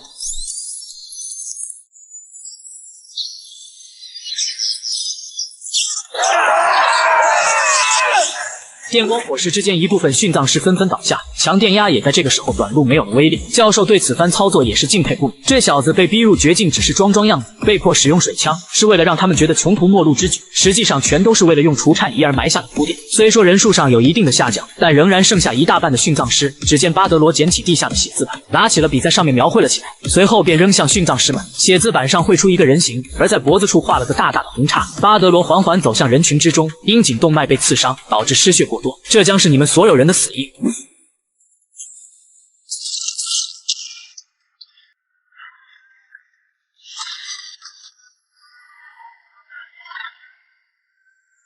令人瞠目结舌的战斗让李允大都惊呆了。虽然他之前听说过巴德罗的传说，但他看起来就跟平凡的老头没什么区别。虽然他竭尽全力的战斗，也就仅此而已，根本不像传说中那样是个可以单挑1000人的传奇人物。如果那个传说是真的，那应该和今天所看到的这般场景一模一样。没过多久后，剩下的人全被巴德罗给解决掉。巴德罗之所以那么强，是因为有左下角的汽水音乐当 BGM。教授也为之癫狂，这小子竟然仅用了13分钟就干掉了100人。他真的是很有被我研究的价值。可巴德罗却说还没结束呢，你不是还活着吗？是我上去还是你下来呢？你选一个吧。伴随着巨大的碎裂声，纳丹尼尔跳了下来，而刚下来的瞬间，巴德罗就感受到了强大的气场。纳丹尼尔很是兴奋，这应该回答了你的疑问。我也有个问题非常好奇，实在无法理解你这么年轻，为何会有这般实力？被划分为地级杀手也很让人费解，难道说你有着其他的身份吗？还是说你是别国的间谍？你真是让人越来越兴奋。巴德罗也十分好奇一件事，是不是不自信的人话都特别的多？纳丹尼尔微微一笑，有魄力和嚣张根本就是两码事。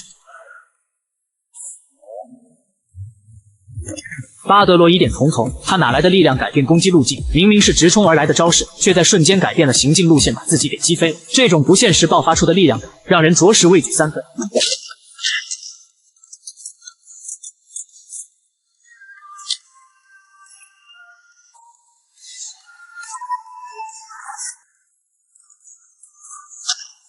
李允娜看到这般情景，人都傻了。金顺宫再这么下去，迟早被那丹尼尔给杀掉。那丹尼尔把电梯门给关上，刚才他的战斗早就看过了，这小子的速度很快，但如果在这种狭小的地方战斗，你要怎么跑呢？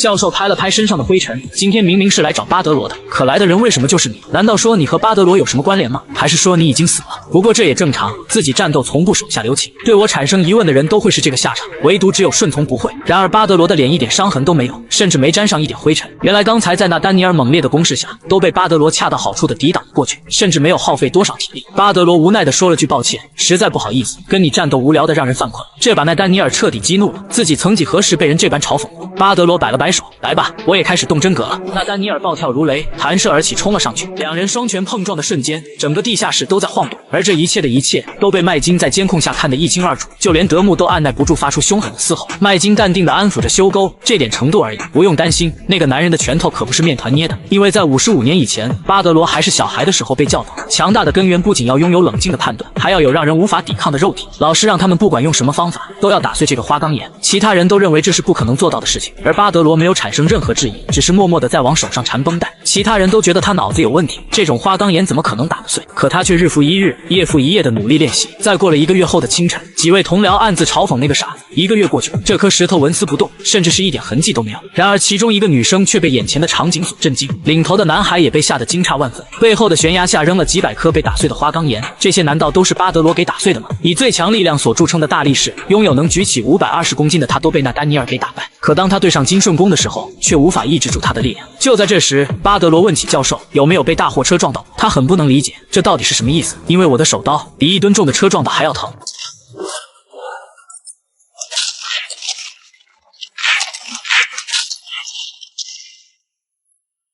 这时的巴德罗顿时严肃了起来，因为被打进实验罐的那丹尼尔爬了起来，而自己的双手却遍体鳞伤。那丹尼尔缓缓褪去衣物，这还是他第一次对外公开这个秘密。当脱掉上衣后，彻底让巴德罗震惊，这就是他所谓的自主选择进化吗？他究竟是多狠毒的家伙，到底对自己的身体做了些什么？只见他的上半身已经没有了皮肤，浑身都被肌肉所笼罩，肌肉在眼前一阵一阵的跳动。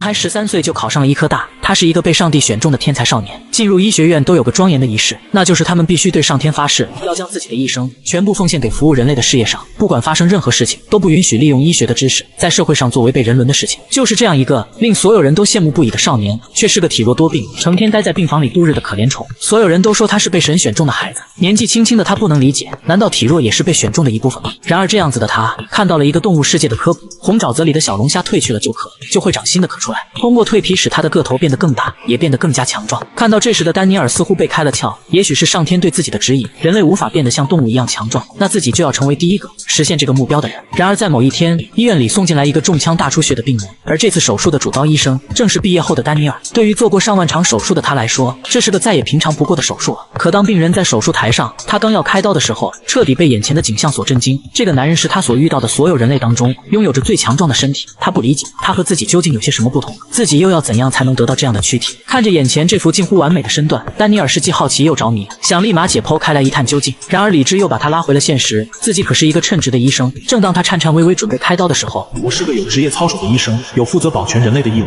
就跟我入学时候宣誓的那样，全世界的人口都在减少，我这样的人挺身而出是人类的福气。可是再想象一下，所有人类都变强的画面，大家都会很开心吧？生搬硬套的人权赞歌，就是在阻碍人类进化。没错，就应该由我这样子的人带头，成为第一个实现新人类的进化。是时候该把身体的孱弱抛弃掉，这副虚弱的身体也是时候退位。这就是大自然法则，弱的就应该淘汰，只有变强才是硬道理。当他脑子里的声音消失后，彻底被眼前的场景所震惊。原本只是做个器官缝合手术，却把他的身体全部肢解得横七竖八，甚至把脑袋都给开了颅。至此，丹尼尔逃离了这座城市，一无所有的他躲到了巴西的一个小乡村里。之所以选择这里，是因为这里到处都是自己需要的研究对象。他在这里实行了数万次的探索，并实施佐证自己的成绩。他必须要杀死强者，才能证明自己的成长和强大，甚至不惜一切代价换掉自己的一条腿，来弥补那不足之处。在不靠父母的 DNA 情况下，把自己打造成一个全新的人类，这就是丹尼尔进化的结果，非物质文化遗产。然而这还有更深的强度 ，anti-fragility 反脆弱性，意思就是如果不能一次性解决掉他的性命，所造成的伤害会把他变得更加强大。因为肌肉在撕裂和恢复的过程当中会变得更加结实和强壮，而他开发了一种药物，吃下它可以大幅度缩短肌肉恢复的时间。也就是说，巴德罗越是攻击他的身体，他就会变得越强盛。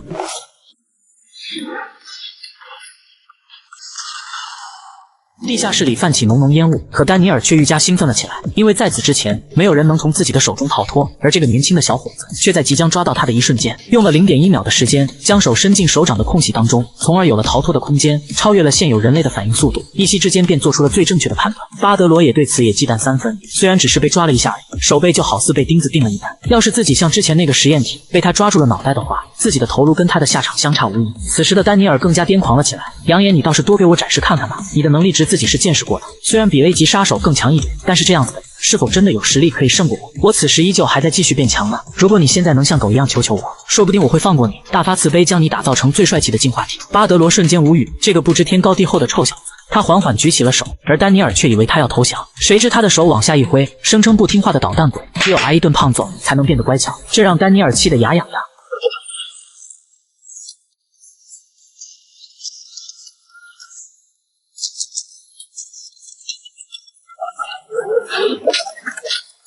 丹尼尔感受着前所未有的快感，这是他第一次经历如此酣畅淋漓的战斗。他真的很强，和至今为止接触过的人截然不同。但永不会变的法则是，自己的身体仍旧不断在进化，也不知道自己的身体究竟能变得多么坚不可摧。然而在金顺公身上还有个未解之谜，总感觉在能力图表之下藏着无人知晓的秘密，并且从他的眼神可以看出，是毫无顾忌的冲锋陷阵，是无法撼动的坚定。到底是什么原因，让你觉得这场战斗可以全身而退的？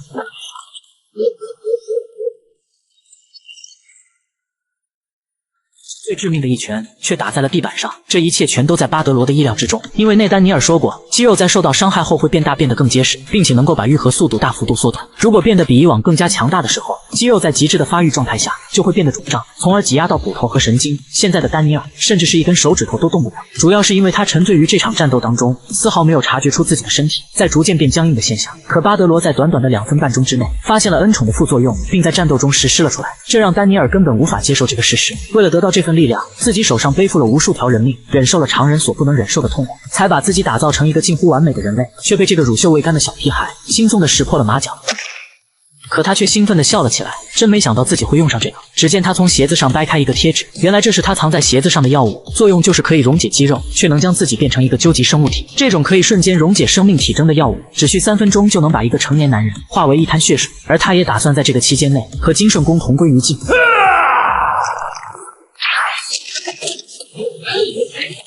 以燃烧自己作为代价，在力量最巅峰的时刻对战到这个年轻人，却被预判了所有的攻击路数。他有着一股莫名的诡异感。这个地级杀手金顺公在能力表上有一种超越了图纸的存在，那就是至今为止自己无法媲美的，更是自己一生都无法逾越的高强经验值。可小小年纪的他哪来的经验？就像是自己想象中的那个自己追逐了一辈子，宛如到达神之境界的巴德罗。此时的丹尼尔脊椎全碎，全身的肌肉依然在加速溶解。丹尼尔很不能理解，自己耗费了30年的心血，一心想要自己变得更强，忍受了无数个艰难的日子，却输给了你这个地级。你又做了怎样的努力？他根本无法接受这个事实。巴德罗摸了摸下巴，思考了一会儿。我知道你是抱着多大的执念去面对这世间的一切。要说到耗费心血，我自己可是整整付出了65年。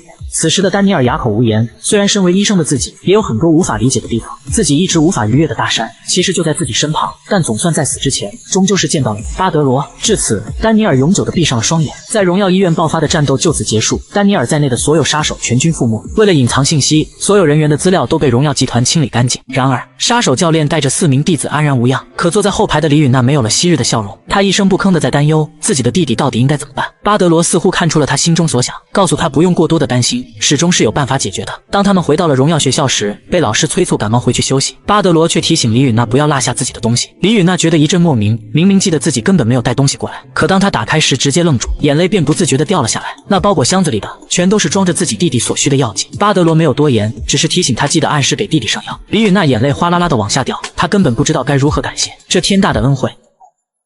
회장, 환자들은 모두 다른 병원으로 무관한 사람, 안에서 발생한 일을 알 수 없다. 이곳의 전투의 흔적, 인간의 소행이라는 사실이 믿어지지 않습니? 바르드로인가요? 네, 병원 CCTV에 그의 얼굴이. 그럼에도 불구하고 그를 직접 본 사람은 아무도, 병원에 드나드는 사람, 아무도 그의 존재를 눈치채지 못해 마치 귀신처럼. 何ですって、さっきのは鬼ですか? 아니, 런 뜻으로 한 말이 아니여. 용서해 주세요. バドロが鬼だなんて言います?どこに勇気があるんですか?この言葉を私の前で言うのです。会長、あなたの部下を殺しました。もう怒らないでしょう。 아늘, 너야말로 내가 가장 사랑하는 부하. ダニエル、意外でした。紳士とが着任する前に亡くなりました。本当に恥ずかしい。バドロ、あなたを懲らしめるよう、おとなしくなってしまうので。 在另一边，杀手教练接到上头指派的任务，虽说自己也不清楚为什么要把这个任务交给他们，但不管怎样，教练希望大家都好好表现。翌日，他们乘坐船只来到了一座小岛上。刚到这儿的道亨和大壮纷纷都傻了眼，因为他们此次的任务竟然是志愿者。两人立马躺在地上撒泼打滚，本以为应该是暗杀或间谍这等帅气的任务，这种小儿科的工作着实难以接受。突然，一个温柔美丽的女生循声而来，她是这岛上学校里的老师，名叫一真。两兄弟纷纷望了过去，下一秒，两人便立刻换好行装，异常努力的工作。而李允娜也不能理解。 为什么老师会让他们来到这里？这里离首尔足足有500公里，而且他还千叮咛万嘱咐，千万不能闯祸，更不能让人发现真实身份。巴德罗没有多言，这个时候的他看起来心事重重。就在这时，道上的2个混混找了过来，声称拖欠的保护费到底什么时候交。校内的保安大叔赶忙打起了圆场。要知道这所学校本来就没什么盈利，穷的就快要连电费都交不起了。希望大哥先收下这个应急，而那只是满满1箩筐的土豆。保安大叔被他们掀翻在地，一真老师怒视着2人，这个地方都是靠着补贴过日子的，哪里来的钱？其中一个混混靠了过来，声称有其他办法可以赚钱。以你的这般姿色，不过是简简单单的事情。突然，道亨一脸严肃挡在了老师面前。然而， 两兄弟被打成猪头，就连保安大叔也全身都是淤青。巴德罗对此却感到很是欣慰，因为在此之前的第一次碰头，以及跟3狗的战斗，他们都成长了不少。巴德罗认为，真正强大的人要有一颗隐忍的心，要有不露声色的风范才对。他对两兄弟今天的表现很是满意。璀璨星空，繁星点点，面对美丽的景色，李允娜却是忧心忡忡。她想起金顺宫给他弟弟的药物，自己何德何能可以接受他这般恩惠，而自己却没有正式的跟他说一句谢谢。但巴德罗早就站在他的身后，这把李允娜吓了一大跳。李允娜看现在就只有他们2人，正是跟他道谢的好时机。没想到的是，巴德罗却先开口说了句谢谢，因为当时在荣耀医院的时候，原本是被胁迫让他来医院的钟塔下，而李允娜说的却是医院外部公园的钟塔。就算他知道自己说谎会付出代价，甚至有可能会没了性命，但他毅然决然的隐瞒金顺宫杀了章鱼的事实。尽管那天害怕到大哭，也还是为了保护金顺宫，迸发出内心深处的勇气。对此，李允娜也很是奇怪，为什么在医院里你一点都不害怕？自己见过的杀手也不少，像你这么强的人还是第一次见，甚至连丹尼尔都打败了，以你这种实力还只是地级杀手，这根本不科学。巴德罗没有过多解释，只是简单说了一句：“时机成熟后，一定会把一切都告诉你。”而李允娜终究是鼓起了勇气，大声说了句谢谢你。巴德罗欣然一笑，两兄弟和李允娜都成熟了许多。既然如此，是时候去见一下那个人了。巴德罗独自来到了教学楼，保安室里却还亮着光，而大叔还是有的没的说起了冷笑话，嘘寒问暖一番。巴德罗看到此时的他，依旧是乐观的活着，也是满意的打算离开，可他却被大叔叫住，自己闻了几十年的血腥味，你以为靠蹩脚的烟味能掩盖住吗？只见保安大叔褪去头上的帽子，露出一头银发，而巴德罗却说自己能掩人耳目来到这个地方，只能是靠志愿者活动。来这里的目的只有一个，那就是为了见你，这个世界上最强的剑客使徒西蒙。只见大叔缓缓从扫帚拔出一把利剑，随后便是冷笑一声：“你来这里之前打探了许多情报，是不是知道自己即将命不久矣？”10岁的沧桑老头竟对一个20岁的年轻大小伙行跪拜之礼，只因年幼时候的他曾接受过他精心的剑术指导，而这人正是返老还童的巴德罗。原来就在刚刚两人正面交锋的时候，他完全找不到这个年轻人一丝破绽，从来没有人能从自己的手中剑逃脱过，就算是利用砍掉的竹子制造出无法行动的区域，自己也发现根本没有胜算。因为他清晰地感觉到来人那深不可测的实力，他极力的隐藏行进方式、说话技巧、身体上的味道，甚至是改变自己的呼吸频率，即便是多么的不可信也好，多么荒唐也罢，这个人就是自己的师兄巴德罗。而当西蒙听完整件事情的来龙去脉后，更让他费解。虽说自己师兄没有去世着实开心，但根本没有理由来这个偏僻的小村庄。巴德罗却询问起是否听说过荣耀医院丹尼尔的事情。西蒙怎么可能不关心这种事件？当时闹得鸡飞狗跳的，难道说可干掉他并不能解决实质性问题？巴德罗一脸严肃，因为他想除掉格洛里。这件事还要从60年前说起。加布里埃尔神父开办了一家孤儿院，当时挑选了12名出色的好苗子，包括巴德罗，从此便开始训练他们，每天都为了生存而展开殊死搏斗，经历过无数项地狱般的训练，只为变得更强。而这12个门徒名正言顺地成为了国家的秘密特工，几年间便成长为足以撼动世界的存在。可在某一天，神父带回来一个孩子，不知道出于什么原因收养了他。随着时间的流逝，小男孩开始觊觎宝座上的王冠，他顺利地将神父杀死，并把王冠戴到自己头上。当西蒙知道后，扬言要立马杀掉他，却被年迈的巴德罗给拦了下来，称目前还不是时候。西蒙强忍着悲痛，没有选择动手，因此格洛里也落入了他的手中。顷刻间被肮脏恶臭所侵蚀，沦为血腥的杀手组织。西蒙不能理解，既然知道现在的格洛里是个什么地方，那就把自己也带上吧。巴德罗却不愿意他冒这个险，不想西蒙建立起来的避身之所瞬间化为乌有。他回想起过去，要不是大哥阻止自己，哪里还轮得到那个臭小子趾高气扬地把鸡毛当令箭。巴德罗也略有神伤，痛恨曾经年迈时候的无能为力，现如今有着一副年轻的身体，就是上天给自己一个复仇的机会。西蒙，你就静静地看着我摧毁掉他这个帝国。第二天，几人准备返程，西蒙也听从自己大哥的决定，但如若有任何需要帮忙的地方，只需一个电话立马到位。巴德罗见他如此老当益壮，也很是欣慰。然而当他们走后，小岛上狂风大作，暴雨倾盆，学校上空更是雷暴交加。在保安室内的西蒙本打算看看报，可他却突然脱下了帽子，因为出现了2个冒雨前来的黑衣人。可没听说有人来拜访，两位是有什么事吗？もちろん、あなたに会いに来ました。ガブリエル神父の12弟子の一人、ケンセイシトシモン。一个用剑的女人，一个像熊一样高大的男人，原来是格洛里的新西蒙，日本最强剑客，见鬼！おじさん、二人のことを知って今、嬉しいです。遠路はるばるき、甲斐がありそうです。楽しみにしてたんですけど、置いたせいでしょうか。多年没有拿剑了，要是以前，你早死了。おじさん、虚勢を張ってはいけませんよ。嘘、逃がしてしまえま。外はひどい雨ですし、大丈夫ですか？大丈夫。酔いかけます。那女的剑术不一般，但最重要的是她那把剑。她把剑锋那一面打造成一个锯子，锯子的每个齿都异常的宽，所以能深深的扎入到皮肤当中。还有就是那个大块头，面对同伴的受伤也没有任何行动，他们肯定有什么秘密没有透露出来。没过多久后，西蒙停了下来。おじさん、なかなかロマンチックです。崖っぷちを選んだので、自分の墓にし。而西蒙却是不以为然，他静静的凝聚气息，感受着周遭每一颗雨滴，甚至是每一丝空气。突然，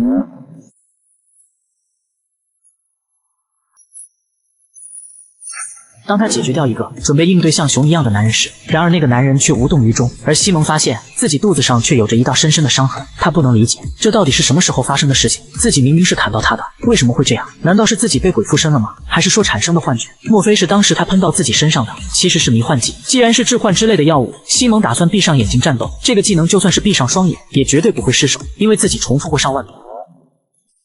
可此时的西蒙在他们眼里就好似拙劣的耍猴剑法一般。このおっさん、酔っ払ってるみたいですよ。あなたにも一つ教えてよ。なんで元気なんですか？名前の通りですから、幽霊です。使った剣で。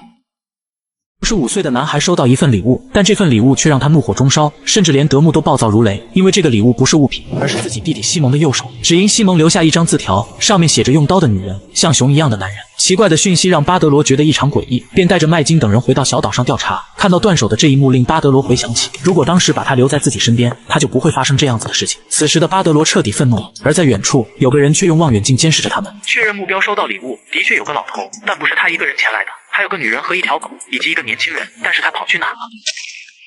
你是格洛里的新西蒙吗？あらあら、なんですか、バドロさん、光栄の至りですね。我真不知道你凭什么这么自信，感动我身边的人。有句话也想告诉你，你说你自己是鬼对吧？你给我好好等着，你会被真正的鬼痛苦折磨到死为止。翌日，一艘快艇在海面上疾驰，巴德罗一大早就打点好行踪出发，可麦金却异常的担忧，因为此次前去的地方竟是一艘隐形的船。这艘船穿越了6大洲5大洋，可船上的任何人员身份都一无所知，甚至连船员的姓名或护照 ID 都无从知晓。这艘船也被称为幽灵游轮，可可巴德罗却淡定自若，因为他早就知道了他的出处。从镰仓幕府到现代，有个守护了日本1000年的杀手集团——鬼刀流，那是个关东最强的黑道帮派，却发生了一件诡异的失踪案。当天他们在为自己的首领庆祝花甲宴，在宴会上的2000人集体死亡，而凶手仅仅只是2个人而已。麦金却不能理解，虽说那是个闻名世界的案件，但为什么会被认定为人口失踪案呢？2人对上2000人，用屠杀等字眼的词更为恰当才对，因为在当时如此大阵仗的战斗后，在案发地点却没有发现任何一具尸体。虽然日本警方对他们立即发布了通缉令，但他们就好似跟自己的名字一样，莫名其妙的消失了。然而在多年以后，他们在韩国现了身，并以格洛里俱乐部新西蒙的身份出现。麦金对此却更为担心了起来，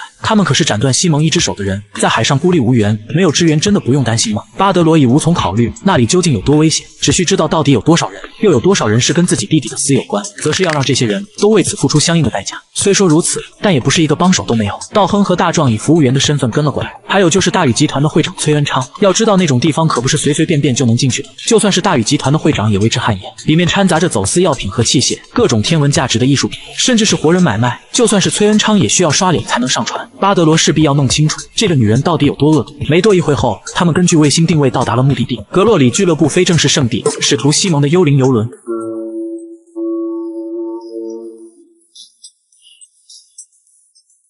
此时的游轮客房内，一个达官显贵用烟灰缸打破了服务员的头，并声称叫你们的老板赶紧出来。 알아. 안 대표. 무슨 일로 화가 났습니까? 여기 서비스가 기분 나쁜가요? 내 방에 가서 얘기하지 않을래? 내가 방정맞은 사람 같냐? 나는 부선의 대표다. 화내지 마라. 내 방이 싫으면 그럼 여기도 좋아? 무슨 말이냐? 안 대표. 덜 취했다면 널 더 취하게 만들었어.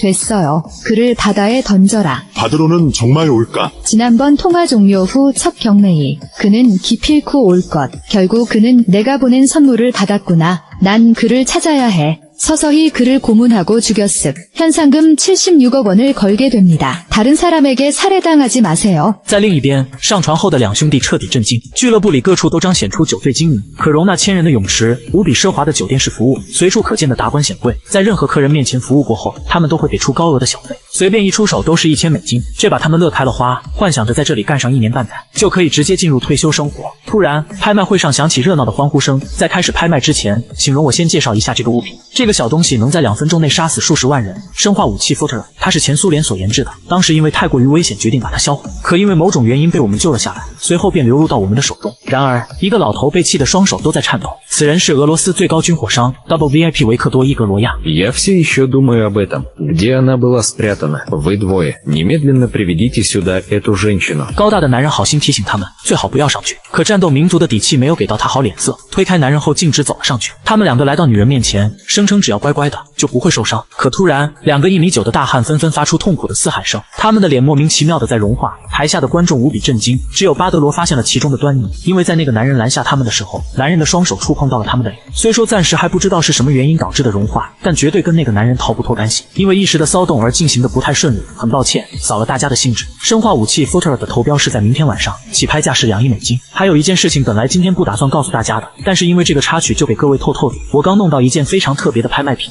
那是超乎大家想象的东西，甚至要比今天的 Futter 还要有价值。明天期待与大家见面，各位记得准时到场哦。苏联最恐怖的发明 Futter， 它所散发出来的毒气能让人头发瞬间变白，七窍流血暴毙而亡，仅仅几滴就能让数十万人长眠。这种生化武器也让巴德罗为之震撼，那个女人竟然能把它搞到手。从拍卖会场出来的2人打算先去填填肚子，崔恩昌却在此刻泛起了嘀咕，因为那个女人属实危险，不管在外头如何响当当的人物，在这艘船上都必须听她的话，她是自己所见过最为极端的病态分子。然而他们却被一个熟悉的声响叫住，来人正是格洛里的新西蒙见鬼，他热情地邀请崔会长共进晚餐。面对这个女人，就算是见过大场面的崔恩昌，他也只能是委婉的谢绝，并不敢明目张胆拒绝他的要求。可女人却不是善茬，没得到满意的答复可不会草草了事。突然他被一只手给推开，那正是伪装成崔恩昌保镖的巴德罗，声称会长身体抱恙，只能是下次如果真的想找人吃饭，自己是很乐意为你效劳。随后便赶忙护送会长先回去自己的房间。面对这段无视，他也是气不打一处来，紧接着在身后拿出自己的香水往身上喷了起来，扬言自己确实需要一个饭搭子，晚餐的时间是很长的，最好是解开领带，好好陪我吃饭，你要怎么拒绝我呢？只要是个男人都一样，看到自己都会变得无法自拔，变得无法拒绝自己的要求。求。就在这时，道亨、大壮两兄弟前来救场，巴德罗被迷惑的心智也就在这个时候恢复了过来。两兄弟却因为过于接近，吸入香水过多，他们变得神志不清，对着墙壁疯狂的打扫，这才让巴德罗意识到，也许西蒙就是被这种手段给侵蚀了心智，要不然以他的身手，绝对不可能失去自己的一只手。两人见状也只能作罢，离开了此地。気になりませんか？何のことですか？考えてみ、殺し屋100人、そして 100% の戦力を使ったダニエル、殺されまし。70歳近いおじいさん、瀕死の彼がなぜそんなことをしたのでしょう。可能性はありません。有馬バドロで、この場所は病院とは違います。船外のレーダーと変装の可能性からです。この船にあの老人はいません。では、誰がバドロの偽物なんで、なぜ自分の全組織を破壊したのですか？忘れたんですか？まだそれを持っています。あの男、なんで困りましたか？それとも子は私で愛するようにな。もちろんで、違います。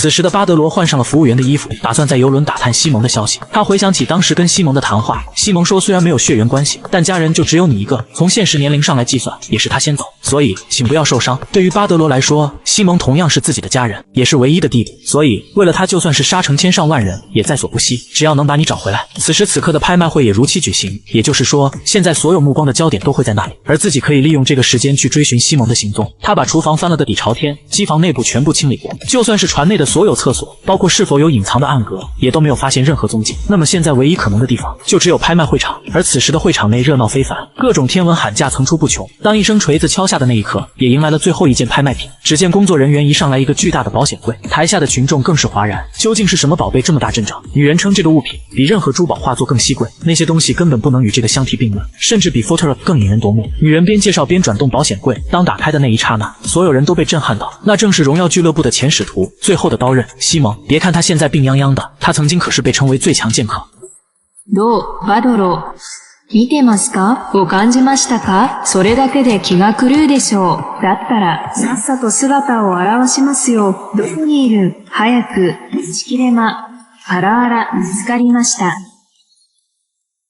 图画作起拍100万，生化武器起拍800万，而一个奴隶起拍价竟然高达1000万美金，只因他曾经是韩国的最强剑圣，手中刃杀人于无形之中，被世人称为罗线剑圣，是一个被别的国家抢着要的彪悍人物。因为有了强者，就有了争抢土地的资本。可现如今拍卖会上竟无一人敢出价，全都是因为他的哥哥巴德罗，他可是价值76亿悬赏金的顶级杀手，就连全球顶尖的雇佣兵团队面对这个老人都要闻风丧胆。而拍卖会上将一个活人放上台面，是想把他当成诱饵，从而引巴德罗露面。因为得到巴德罗的人头，就相当于得到了76亿悬赏金。当看到自己弟弟在台面上的时候，巴德罗无法抑制住心中的愤怒，暴露出了骇人的杀气。然而他在一瞬间收住了那股气息，虽然这股气息导致对方察觉了出来，但也仅仅在瞬息之间，并没有完全确定方位。见鬼也因此丢失了方向，可他们并没有对此作罢，他依旧在拍卖会上哄抬气氛，尽可能的把这场拍卖引上高潮。因为他打算在倒数5个数后，如果无人出价，那就要把西蒙处死。巴德罗心里很清楚，这其实就是为了引他露面的伎俩。先不说自己有没有1000万美金，如果自己真的举手示意出价，那基本上就是在对外宣布自己就是巴德罗。如果选择不出价，西蒙就会被当场处死。要知道在过去，一个荣耀的门徒会比一颗核弹更有价值。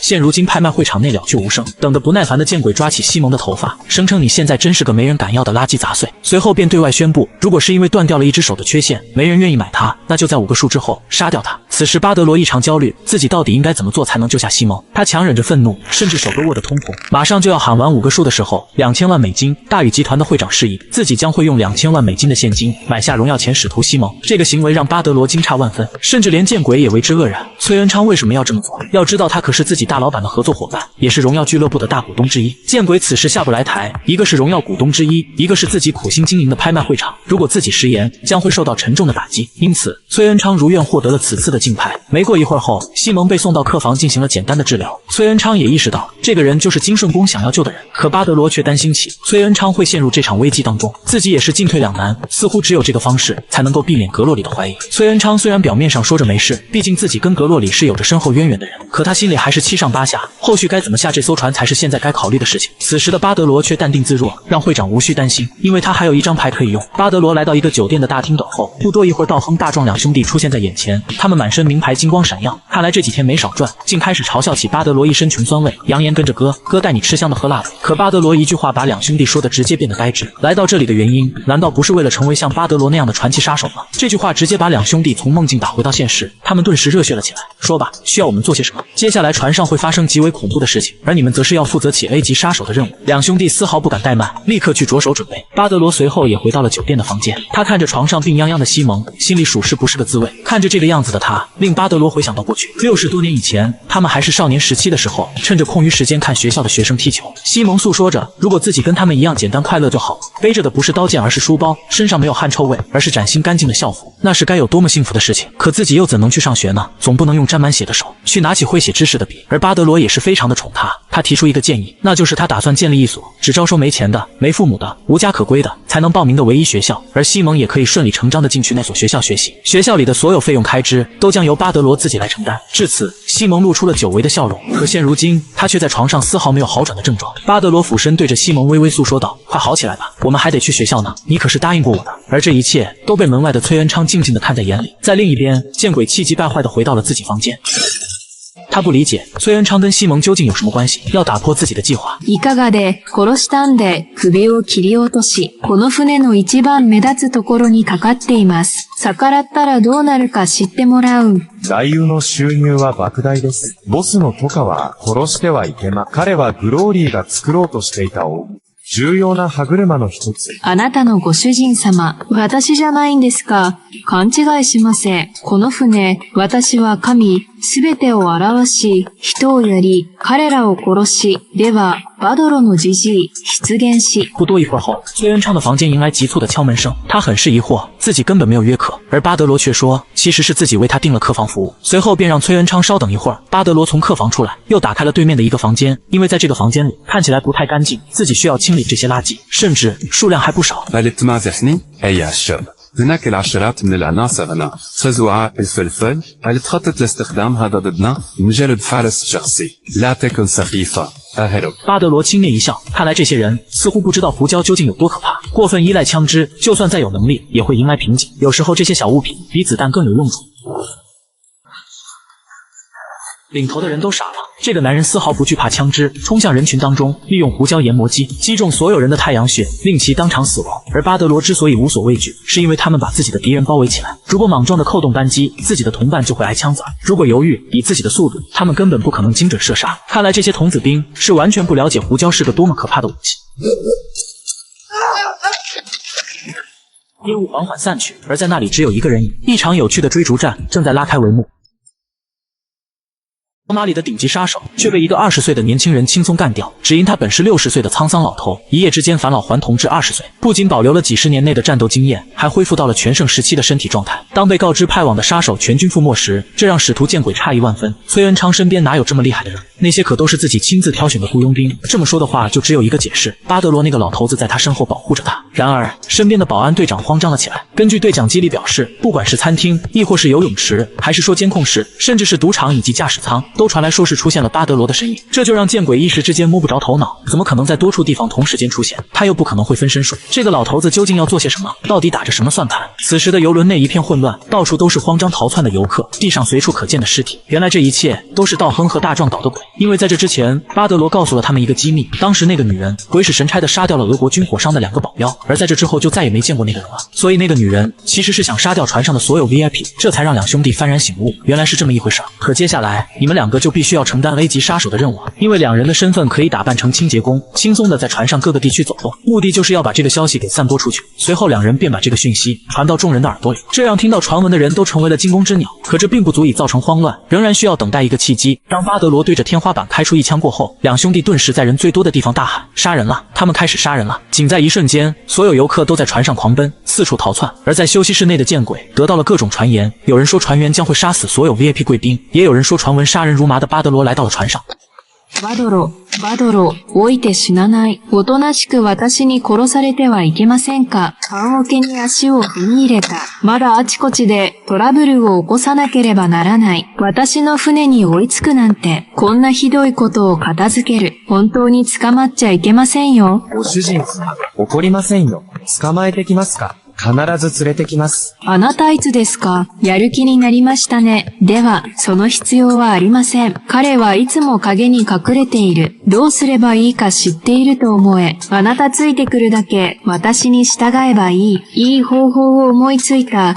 何だと思い、これが有馬。暗がりに隠れてはいけないだろう。一つ20万人を殺せる。いいものです。不多一会儿后，毒气开始在船舱内各处蔓延。看到这般情形的巴德罗也震惊了。那个疯女人用了 Photola 这个东西，只要吸上那么一丁点，几分钟内就会立刻死亡。这样下去，在这艘船上的所有人都会一并死去，还有那两兄弟以及崔恩昌会长，甚至是西蒙。可巴德罗却淡定自若，因为自己曾经可是经历过无数种类似的状况而存活下来的人。然而，现在最大的危机并不是 Photola，而是群众，因为这会造成极度恐慌，被毒气逼入绝境的人们根本无法做出正确的判断。如果想要救下这些人，就必须要告知他们全部前往甲板上才行。可问题就是，当时巴德罗在寻找西蒙的时候，他去过船舱内的每一个角落，这艘船上压根就没有警铃和广播装置。最重要的是，如果自己选择去救群众，西蒙就会有危险，而自己根本不可能一个一个去救，潮水般的人群也不是自己力所能及的。就在这时，他看到了一缕希望。崔恩昌背着西蒙在人流之中，他告诉金顺公，自己的集团之所以能做到第一名，那就是不管是技术还是人，只要得到就绝对不会轻易放手，这是生意上的最重要的原则之一。所以把它交给我就行了，你去做你该做的事。巴德罗意识到，当时自己救下的小男孩，现如今已成长为能扛起一片天地的男人了。巴德罗简单道谢过后，转头便冲去毒气蔓延的方向。这把崔恩昌人都看傻眼了，他丝毫没有犹豫，迎面进入那股毒气里面。他知道自己本应该去阻止这个年轻人，但又期望他能做到那不可能做到的事，就像在很久很久以前自己所期望的那个男人一样，那曾几何时熟悉的感觉涌上心头。在另一边，见鬼早已开好了一瓶昂贵的酒，只需要静静等待，等到毒气杀死所有人散去过后，就能去搜寻巴德罗的尸体，这样自己就能在大老板面前邀功请赏，得到那76亿悬赏金了。可突然，整艘船莫名的开始倾斜，见鬼也很疑惑，自己打造的船不可能出现这种问题。在这5分钟之前，巴德罗入侵到了控制室当中，并以熟练的技巧黑进了船舱的控制系统。在大型船只里面都有3个压载舱，里面装满了水来平衡船只。如果其中一个舱里的水被排空，船就会失去平衡，往一个方向倾斜。在一艘没有任何广播装置的船上，并且群众都处于恐慌状态下，能够让他们做出最有效的判断，那就是利用人最原始的逃生本能。倾斜的油轮会让他们本能的反应，只有往上跑才能存活下来。而他们往上跑的时候，比空气要重的毒气就会留在船的最底层，并不会再继续蔓延开来。而自己则是要利用船恢复平衡之前打败见鬼，从而救下所有人。看到这般情形的见鬼更是怒火中烧。同时有人来报告，听说巴德罗此时就在拍卖会场里。他缓缓褪去衣物，既然他这么想死，自己当然得去会会他。随后便来到自己的储物柜，打算精心为巴德罗挑选一个适合的味道。也不知道他究竟喜欢什么调调，是老西蒙喜欢的味道呢，还是说另外挑选一个呢？算了，那就把这些都带上，毕竟他是巴德罗，他应该是会喜欢的。不多一会儿，他们来到拍卖会场，此时的巴德罗正迎接他们的到来。可见到这人的见鬼一阵莫名，怎么会是这个小鬼头？那个老头子去哪了？巴德罗冷艳注视着他们，不断的在抑制住自己的杀气。见鬼见他没有回话，想要立马拔刀杀了他，可巴德罗却拿起了话筒。幽灵游轮的最终拍卖即将开始，今天的项目是荣耀俱乐部的新老板亲自挑选的新使徒见鬼。他异常的疑惑，这傻小子到底在说些什么？他其实是游荡在日本的鬼刃头目，大和民族的最强剑，起拍价100韩元。感觉到被羞辱的见鬼立马拔刀怒斥，索性被影男拦了下来。他想看看这个傻小子到底玩什么花样。100韩元没人想要吗？那就50韩元，实在不行30韩元也行。真的不能再便宜了，10元有人想要吗？真的很可惜，竟然没有一人想要。你也不要难过，见鬼，我会让你的生命得到相应的价值，你觉得呢？但是在这之前，还想要问你一个问题，那天晚上你不会真的以为自己打败了螺旋剑圣吗？看来你对自己能力有所高估了。今天就让你见识一下，在那个时代和我一起触碰的开端全盛时期的螺旋剑究竟是怎样的。去了1000年的暗杀集团鬼刀流，竟在一夜之间惨遭灭门。年幼的鬼刃下定决心要复仇，从那天起便刻苦训练。终有一天，他觉醒了自己独有的眼睛——鬼眼。每当开启后的他，就能令其瞬间人头落地，丝毫感受不到痛觉，甚至还能看到自己的身手，感受到自己脑袋搬家的奇妙旅程。成长起来后的鬼刃屠戮了仇家2000人，也因这个能力被荣耀集团的老板所赏识，才破格成为了荣耀的新使徒。但现如今，他面对的可是返老还童的巴德罗。要知道，在几十年前，西蒙的剑术都是巴德罗教的，区区的螺旋剑在他手里更是手拿把掐。影男看到此般情景，直接傻眼了。这个小伙子不过是20出头而已，剑术可不是随随便便就能模仿的。可为什么他的眼神充满了自信与淡定？他心里莫名产生了不好的预感，因为从他的眼神中可以看出，是那骇人的杀气，是那么的坚定不移。意识到不太妙的尹南立马劝阻鬼刃，声称自己先去对付他。可他经过巴德罗的羞辱过后，释放出了许久未见的鬼眼，责令尹南最好不要多管闲事。此时的鬼刃就算是尹南也无法阻止住，因为这个时候的眼睛和神情与当时屠杀2000人的时候相差无异。随后他便脱下了自己的鞋子，扬言你可以告诉我你期望的死法，自己可以大方的满足你。巴德罗此时默默的在观察，他脱掉鞋子的动作很可疑，难道说只是为了减轻重量，从而提升自己的速度吗？光靠速度就能占据使徒的位置，这似乎不太可能。鬼刀流这个家族，鬼刃是最高荣誉的称谓，只有其中的最强者才能收到上一代的传承。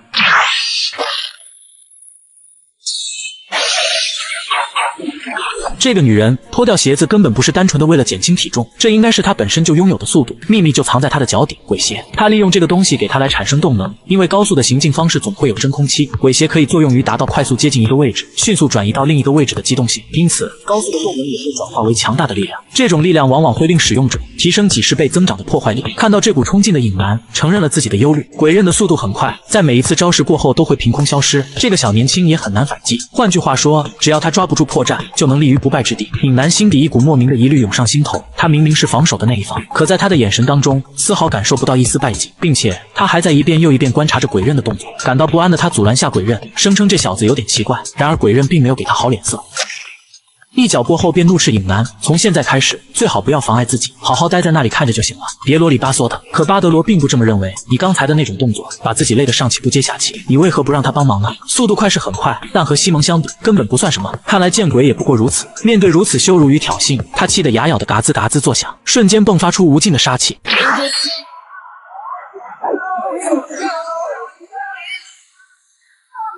见鬼放大着瞳孔，不可置信地望着眼前这个臭小子，而巴德罗却处之泰然。难道你就不好奇我是如何抵挡住你所有的攻击路数？你如此大力地踢开地板和柱子，虽然获得了无与伦比的速度，但是这也代表着有个致命的弱点，从声音的方向确定你一定会踢到某一处，这样一来也是在相当于告诉自己你的攻击方向在哪里。换而言之，只需要把剑抵挡在那个方向的行进路线，就能轻松地抵挡住你的攻击。巴德罗可是知道的，这个女人又快又强，他们加在一起可不是能够小看的对象。还有那个是替罗线剑圣还给你的礼物。此时的见鬼在尹南怀里痛苦挣扎着，嘴里还不断的在念叨，现在立刻马上把那个东西给我引爆，自己一定要亲手将这个臭小子碎尸万段。突然伴随着巨大的声响，天花板炸了开来，这种感觉巴德罗也异常的熟悉，就是当时第一次碰头时所喷的香水。随着弥漫的烟雾缓缓下落，见鬼也露出阴森的笑容，你死定了，这个东西就算让巴德罗来，他都没有一丁点办法去应对只属于我的领域。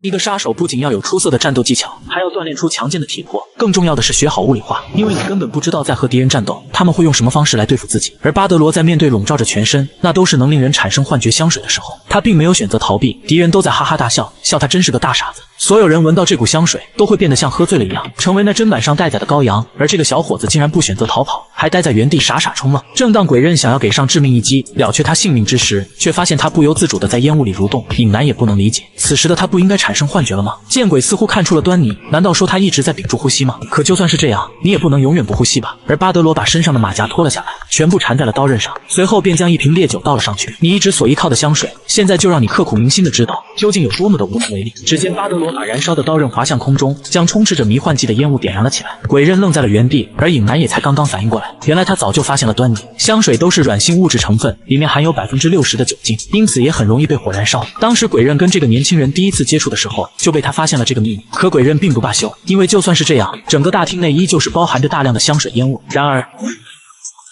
巴德罗直接将刀刃插到地板上，熊熊烈焰立马烧了起来。鬼刃人都傻了，这怎么可能呢？原来就在刚才，巴德罗丢酒瓶的目的并不是为了阻止鬼刃的行进位置，而是要让房间内的地板上全都充斥着酒精。他从一开始就在战场上布局，就是为了达到对自己更加有利的形式。此时的见鬼已被愤怒冲昏了头脑，独手提刀就冲了上去。可现在的他别说对巴德罗能不能造成伤害，这般出血量所造成的后果，连维持自身平衡都难以做到，并且力量和速度也大幅度下降，他已经无法再构成任何威胁，已经是他目前为止的极限了。可突然眼前的一幕令巴德罗也为之震惊，影男一记手刀便把鬼刃的动作停了下来，没了一只手会形成大出血，再加上他血压升高，如果还继续战斗下去会变得更危险，让他冷静下来，这应该是当下做出最正确的判断。巴德罗以为他会成为接下来的对手，可影男并没有这么做，转身便带着鬼刃逃离了此地，冲向了满是火焰的船舱通道。在离开的途中，影男很是懊恼，真不应该让他独自战斗的。而巴德罗这边按照计划理应结束战斗离开这里，但仍然有个未解之谜，游荡鬼魂的组织鬼刀流当时在跟麦金核查两人身份的时候，发现了个异常奇怪的事情，他顶多是杀了2000人而已，又有什么能力可以当上新西蒙呢？荣耀里的门徒哪一个不比他更有实力，甚至比核武器还要更有价值？他完全没有能当上使徒的资格，并且查阅了大量资料，他跟西蒙的能力值相比，简直是差的不是一丁半点。尽管这样，荣耀新老板也还是把他招募了进来，到底是什么原因？而巴德罗的猜想也得到了验证。当他独自来到游轮甲板上的时候，背后缓缓出现一个人影，原来他才是真正的使徒西蒙·卡格奥，代号影男。巴德罗很是费解，以你的实力为什么要甘愿成为影子？你完全没有这个必要，自己绝对是够资格当上使徒的。影男说你不必这么好奇，在这个圈子里，好奇的人都活不长久。巴德罗强装镇定，因为这个人就是一个影子，丝毫没有他的讯息出现过。就算是之前对战丹尼尔，也初步的了解过些许能力值，而现在面对到一个完全不知情的人物，更重要的是根本不知道他的打法，着实有着无穷的压力在身后。